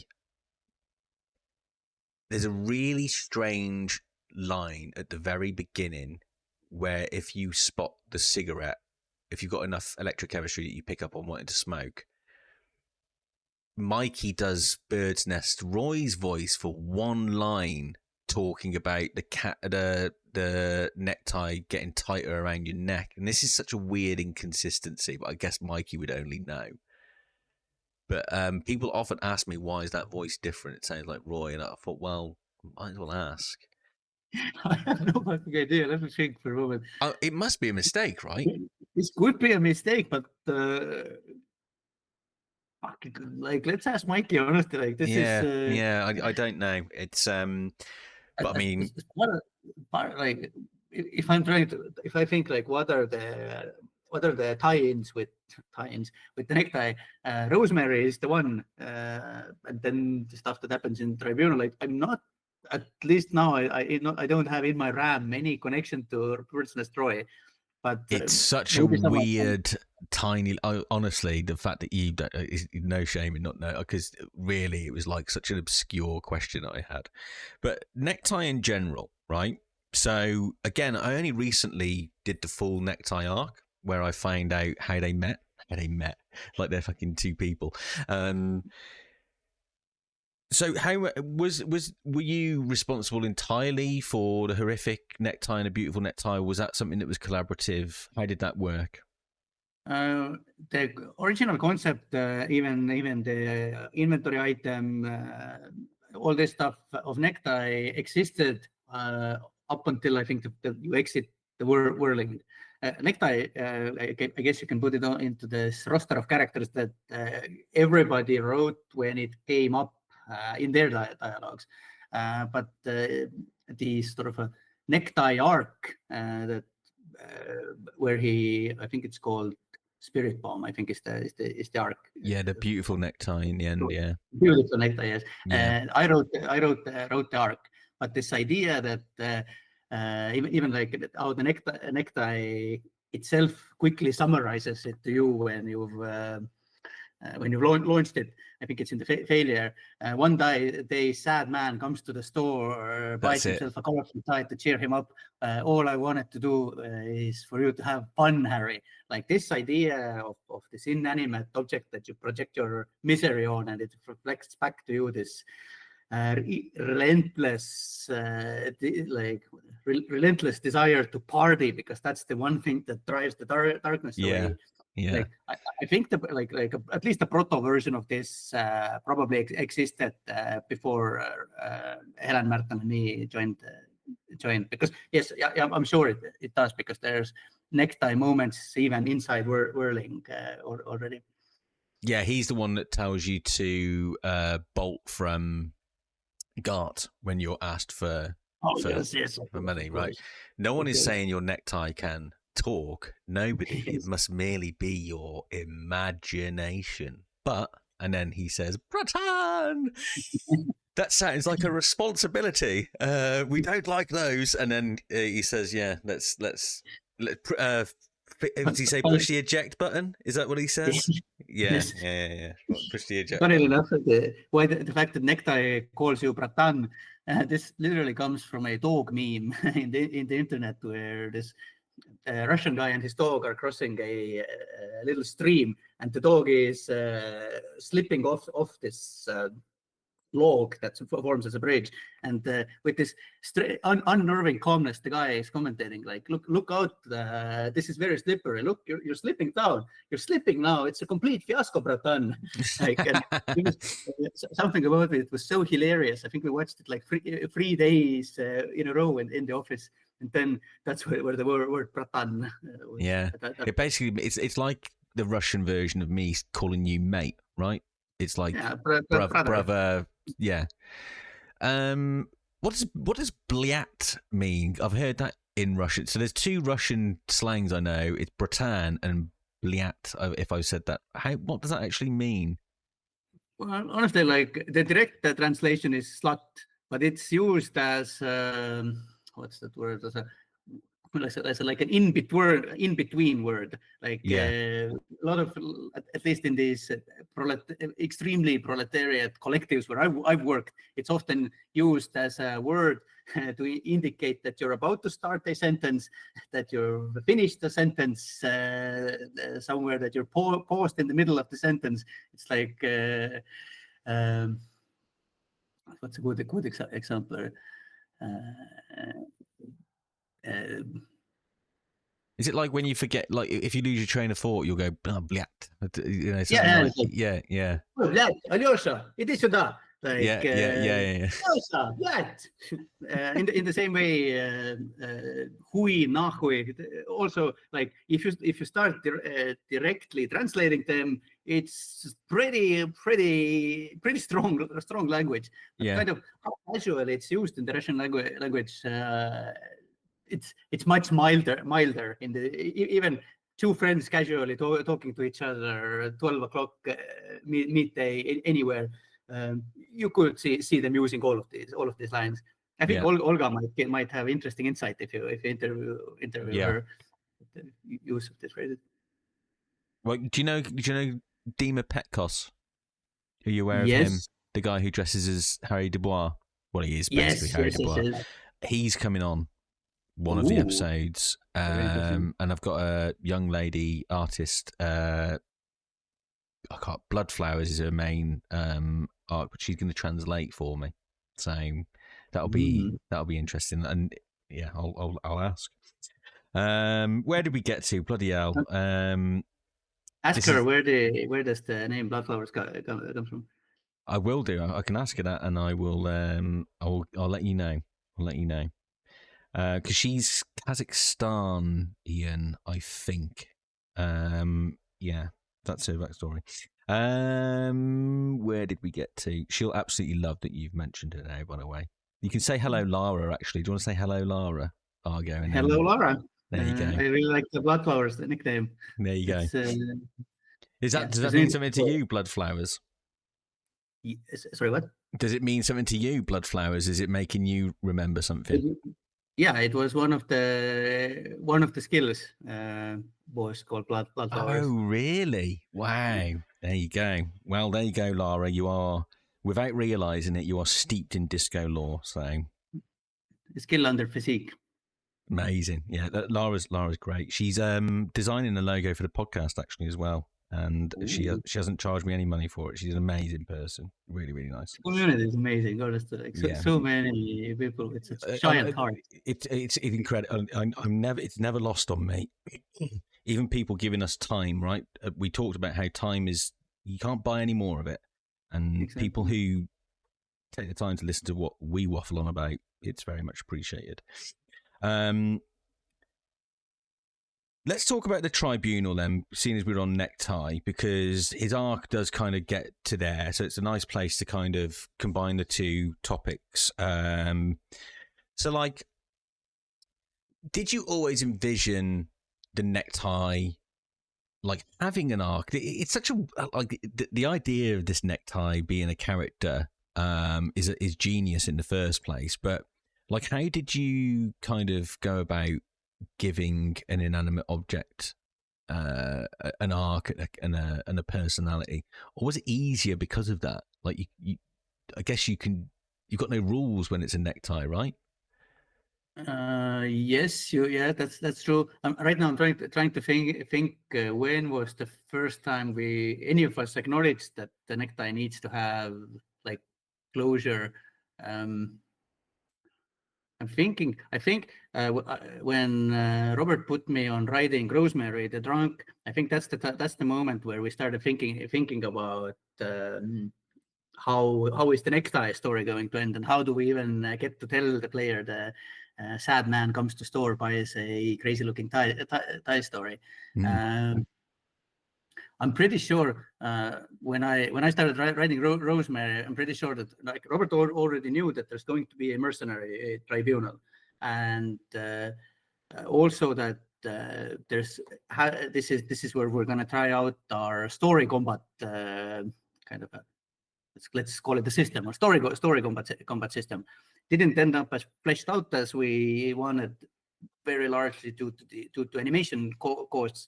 But the idea there was that a lot of this stuff that you acquired throughout the game that you can use, the spirit bomb, one way to attack, the sword that was on the posters that you see Harry with the ceremonial sword, that was supposed to be one of those. Then the Qualzone, the Prybar, the big one, was supposed to be one way, and then yes, if you have your service weapon, which was supposed to be one way. So kind of yes, we knew we knew that there's gonna be a Molotov cocktail moment there, that you need to be able to set the Kortaener on fire, and I'm guessing that probably, this is my theory, that Robert must have been thinking, okay, how do we get there? And then Necktie turning into Molotov cocktail, that was probably his train of thought. But honestly, like how he got there, he knows best. Yeah. Yeah, it's amazing. Like he's quite sparingly used. Like there's no, like, through the journey, there's no real like 5-10 minutes spent with a Necktie. He'll pop up and say little things like, don't do that, or of course we want to party, or someone will mention beer and then Necktie will get excited and things like that. And it's amazing how much love there is for something that's so sparingly used, and such is the impact of every line, I think. And I guess the absurdity of it existing in the first place, it just makes it instantly likable, right? Absolutely. And I think that it's very, very true that how sparingly it's used, that plays a huge role, because it's kind of a zooming out this idea that there's an inanimate object that the protagonist has a relationship, and then you talk to it. This is very simple idea. Like books, games have used it for ages, starting with the Black Sword that Michael Moorcock's, who's that guy, the albino killer, a bit of a Conan ripoff.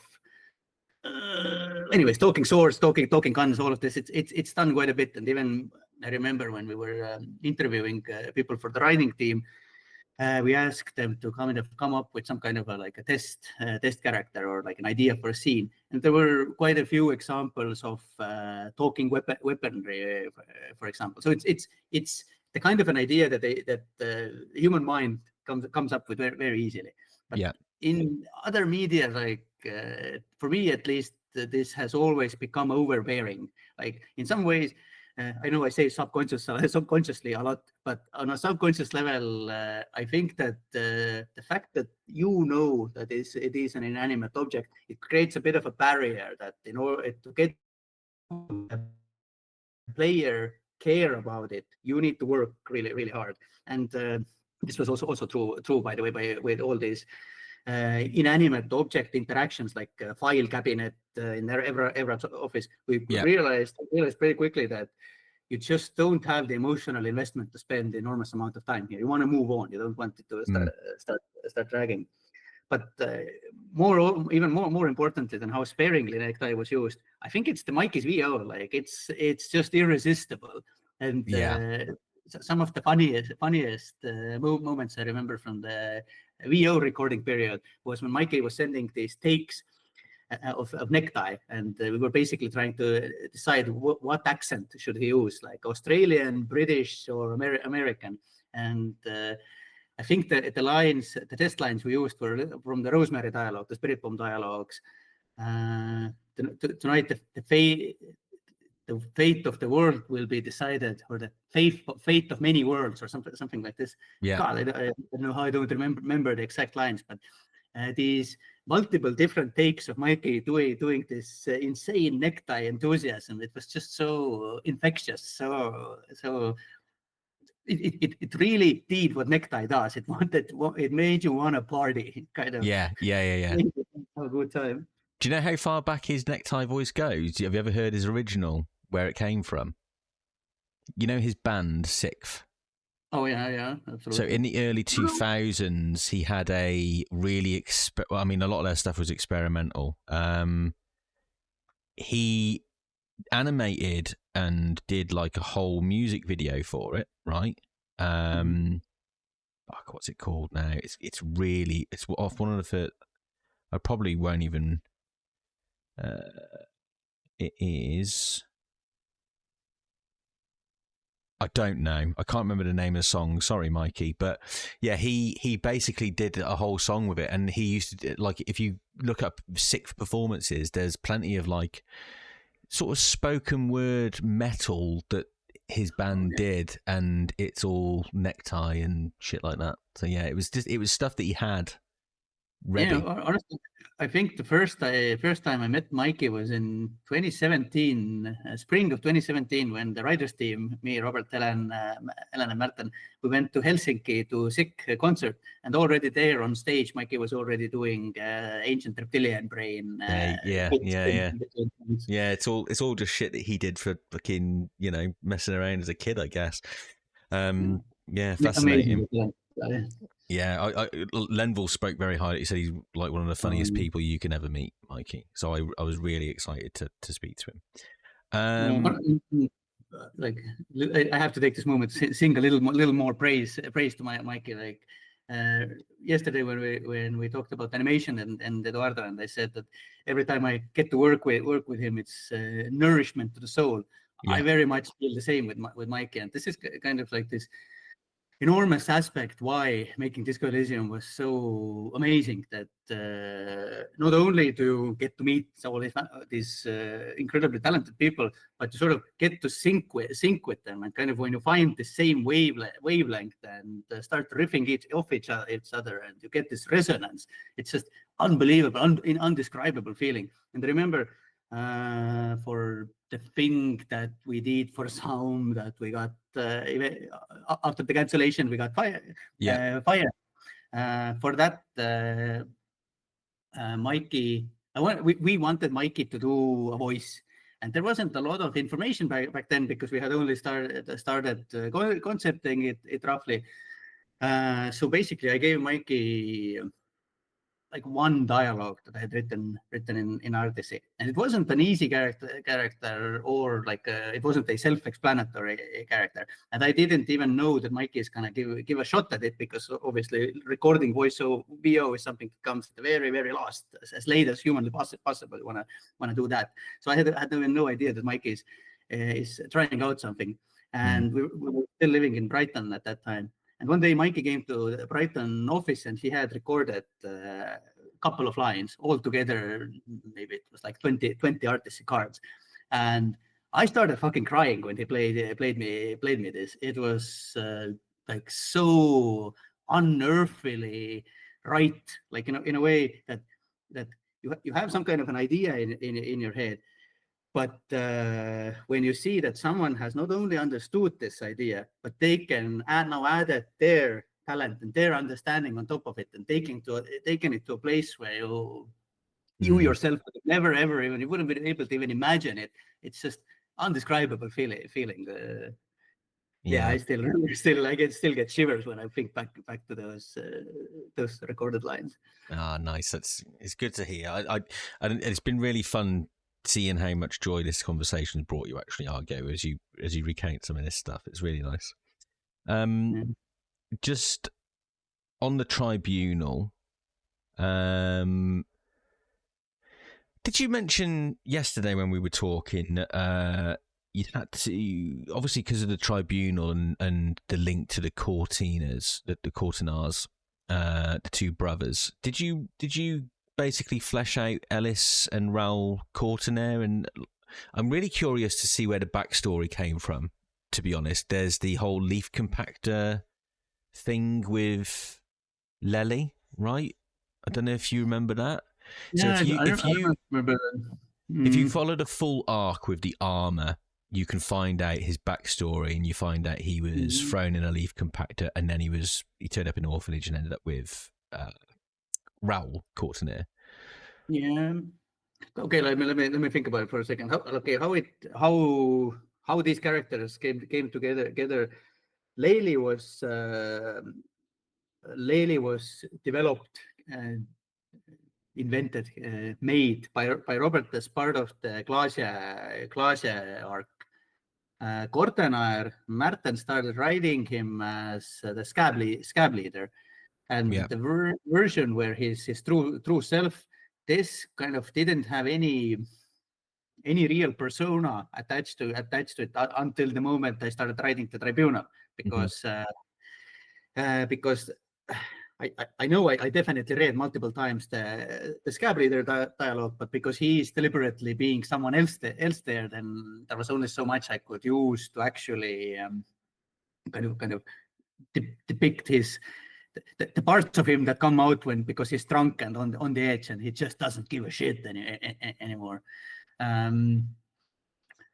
The leaf compactor, I'm absolutely certain that Robert came up with that bit.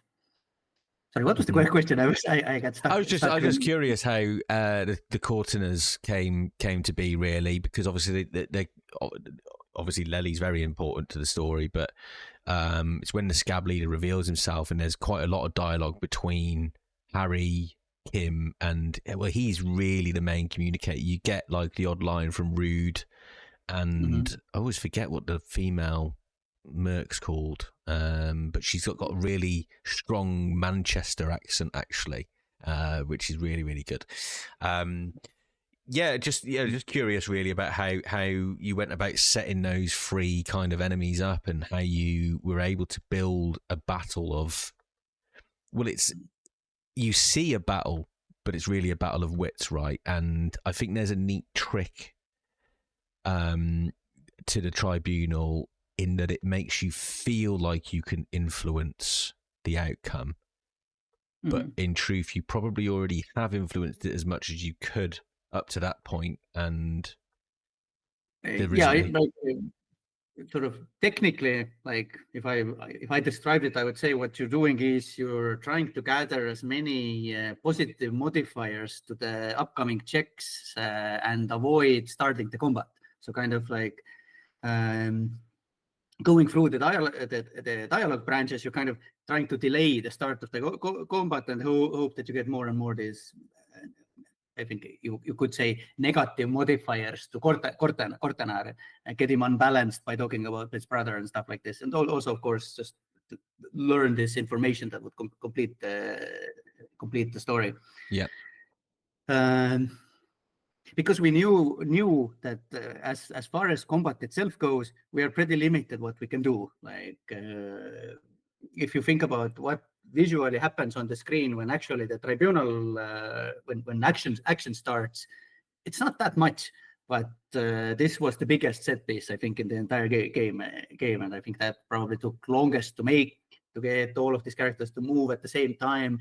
Then also in the end to make sure that the things that happen in dialogue also correlate to the things you see on the screen. It took up an enormous time. So basically, because you can't use physical action so much for tension, we had to use dialogue, obviously. Yeah. And that was one of the guidelines in mind. And also, of course, all of these threads about Lely, Kortaeners, this ambush these guys have set up, like all of this needed to come together there, because there was no, after that there's nothing. It's kind of like this it's a good way of reminding everybody as well what they'd done up to that point, because it's like quite an important story beat, right? Because obviously you've established so much at that point about your time on Martinez proper. And I think it would have been probably jarring. Like there's the whole, well, what the fuck do we do now the next morning, right? And it's a really good way of going, well, surely you covered everything, but there is enough hints there to say, well, you have missed one little thing. So yeah, was it ever like intended to be as much of an informative summary type thing, or was it just really something that Robert had in mind from the beginning to be like a meeting of these various players in the story? Both, in a sense that kind of we had this unwritten rule that how do I phrase it, that how do I phrase it, that we don't want off-screen information to use off-screen information. So basically, it's completely okay to hide information into a passive that maybe 10% of people only see, because the information is there. Like in the right combination of circumstances, you're gonna see this. You're gonna get this piece of the puzzle. It's not okay to kind of hint at something that's actually there's no way for the player to actually learn about. And with this in mind, this is one aspect. And the second thing is that as you play through the game, you have this maze of information you've collected in your head, and some things you remember consciously, some things you don't, and there's many little things you probably don't expect there to be any reactivity for. But at the same time, when you do get this reactivity, when you do get these little moments of, okay, let's sum it all up now, then it's all the more rewarding. And in the same way, the last third bit of the Hardie Boys check, is it logic check? I think it's oh logic, yeah, it's when you've got all of the facts and you try and come up with a theory. Yeah, in the same way, like. This is also this kind of summary of everything. You need to all these things you found or picked up or didn't pick up or possibly even picked up but don't have on you anymore. I think there's possibility with some things even that it needs to have this reactivity. Do you have the gun from Doomed commercial area, for example? If yes, the game needs to acknowledge that, but at the same time. We want to keep you in this hub or in this moment long enough. It can't be just that you have the gun, okay, so move on. So we have to create these loops and integers that count, like how many of these checkpoints have you hit, and if once like 4 out of 6 have been achieved, then we give you an option to move on. But even like I said earlier, that in dialogue hubs, even the dialogue options that you don't check are still part of Harry's subconscious, and also for the player there is at least a subconscious acknowledgement that these are the things that there was reactivity for, and they kind of like the same principle applies to the Mercenary Tribunal, that in these various branches there's everything related to the mercenaries. I think it should be at least acknowledged there. Amazing. A couple of things. Yes, okay, a few other things. Sorry, it's been it's all right. so long. The Mercenary Tribunal, I haven't really thought about that in ages.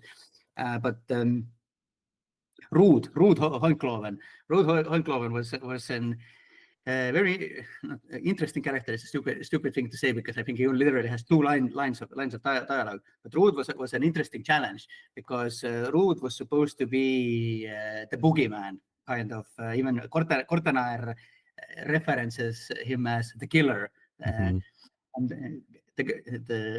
what is the female lieutenant's name? We can't recall her. I will look Kortaeners it up. is the gunner. She's the radio officer, and Ruud is the killer. She calls him Corty as well. She's the one that always says Corty. People will be screaming the name, won't they? Wild Pines.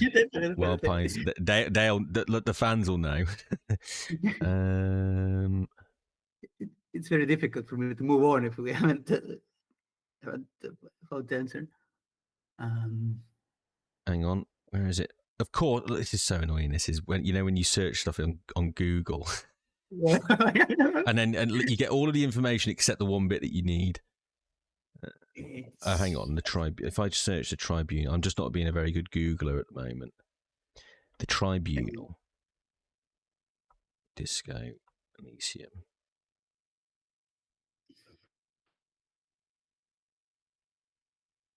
Right. Should be here somewhere.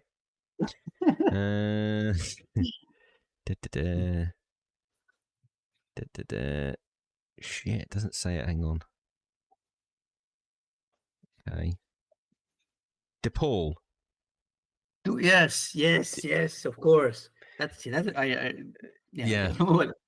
Yeah, I think I need to make a note of the timestamp because me and you waiting for a Google answer. It's not good. There's 3 minutes of guys Googling. Right. Just as a quick little note as well, I've just we'll finish this little bit on Tribunal. I need to go to the toilet because I'm bursting and get a fresh drink. And then it's going to be going into, well, first of all, I'll let you speak about the writing process, because I know that's quite important to you to get across. And then it's basically a list of myths and mystical questions about disco. So probably about an hour left, I reckon, of the Argo only bit. It does mean we're probably gonna have to do it yourself and Dora another day, though. Yeah, I honestly, if I'm completely honest, I think even Argo and Dora, we probably will end up doing in 2 parts, because there's a lot. Depends of course how deep we go into things, but I don't see how we can get this across with less than 4 hours minimum. Then, I'm absolutely fine with it, because it's just loads. Like, this is dream come true stuff for me, Argo. So talking to you guys for as long as possible is absolutely fine by me. Go ahead to hear that. Honestly, to me as well, there's something therapeutic about sort of reliving some of these bits in this very positive environment. And don't forget, Argo, right? I've managed to somehow, like, if you imagine your favorite writer, what was the name of the book that you said is one of your favorite books that inspired? Battle. Imagine you get to do a 6-hour conversation with that author, and now you've got me. So it's that, like, imagine being in my position right now. It's like, it's insane. I honestly, I've always been very, very insecure about those things. Like whenever these few chances that I've had to be in the presence of these kind of idols or role models, I've always hit this barrier of, like, do I really want this person to have a memory of me as a bubbling moron, or would I rather have them not know me at all? Not know me at all. Yeah. No, I get it. That's absolutely brilliant. Yeah. I just lock up. I just freeze in these situations. No, I did. Yeah, I've done it many times. It's not good. The problem we've got now, I can't remember why we were trying to figure out the name DePaul. DePaul. I don't remember also why we were trying to remember DePaul, but I wanted to say two points of references. First one, the Doorgunner Megamix. Do you know? Doorgunner Megamix. Doorgunner Megamix is directly inspired by Christian Bale's movie Harsh Times. Oh, really? You know the film? Yeah, absolutely. I love Christian Bale. Yeah, same. Do you know Prestige? Oh, amazing. Yeah, Christopher Nolan, isn't it? Yeah, it's one of his early films. Yeah, amazing film. Of all kind of mainstream media that I've seen, Prestige is one of the most Elysium feeling films in my opinion. I suppose, actually, I hadn't thought about it, but yeah, of course it is. Yeah, because absolutely. I'm writing that down. Argo says Prestige. Yeah, I love that film. I haven't seen it for a while, but yeah, brilliant film. And the second point of reference, a disturbing end of 80s, early 90s war movie, Casualties of War. Like when Kortaeners starts talking about Sergeant Mason and this woman they abducted. Like I wrote a very long, very disturbing scene there that we trimmed down quite a bit because it went to the level of seriousness where it just wasn't fun anymore. And honestly, I think like even the version that we are left with there, we put in quite a few warnings in forms of passives that this is going to get serious. You might want to get off this train now. But this funnily enough, weird place to use the word funny, but funnily enough, this was one of these things that went unnoticed for a very long time. Like I mentioned to Robert that there's this scene, but I think it was like 4 or 5 times before Robert actually asked, like, wait, what scene are we talking about? And then he went read it, and then we went and did massive edits because it was not a very happy piece. I'm not even sure in retrospect how well written it was. Like I was still quite a green writer, so I don't think it was super well written. But, well, the version in the game I think is amazing because it says it the you know, the full stop at the end of hearing that story is the description of the word evil, scentless. I can't remember the description, but it's fucking beautiful as well. And evil is the word that they're talking about, right? Yeah, there's some really. It's one the thing the Disco Elysium being as funny and harrowing as it is I've never seen anything like it. And like this is like people are quick to point out the profoundness of the writing and the beauty of it.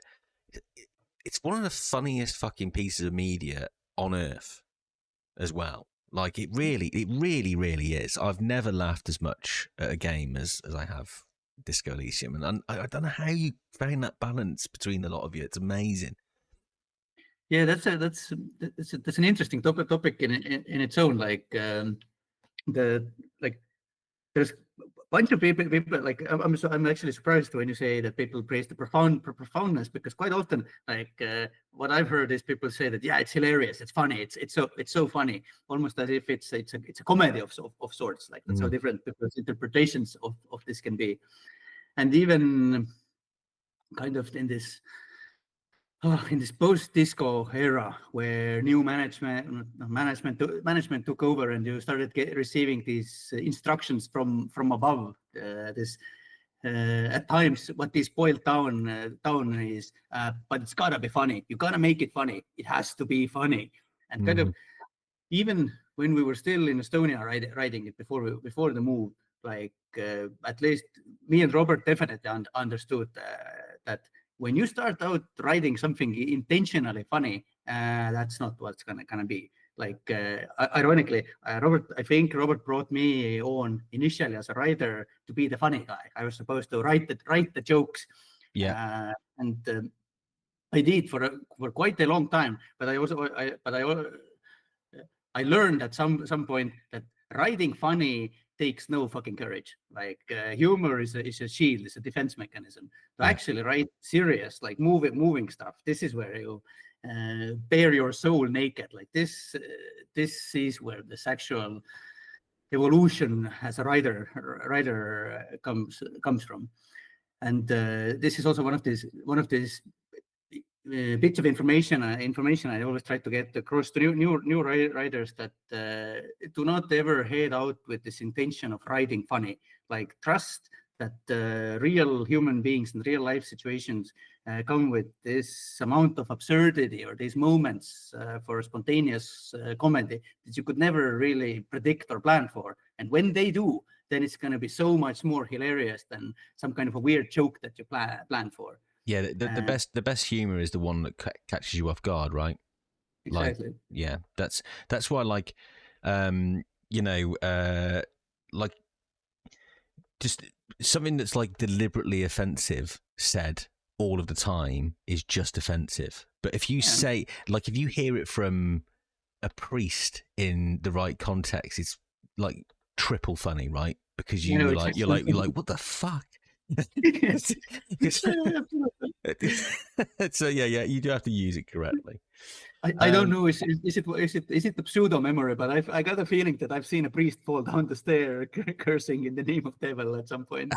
Yeah, you probably have. I mean, I can't imagine I've come up with a completely original idea there. Right. So let's you and I take 10 minutes. Stretch your legs. I'm gonna get a coffee. Go to the toilet, and then we'll come back, and then we'll do like the last bit. All right. So what we on now? Yeah, 10:10. Well, 12 minutes past 10. I'll go, yes. Or whatever it is there. All right. Very good.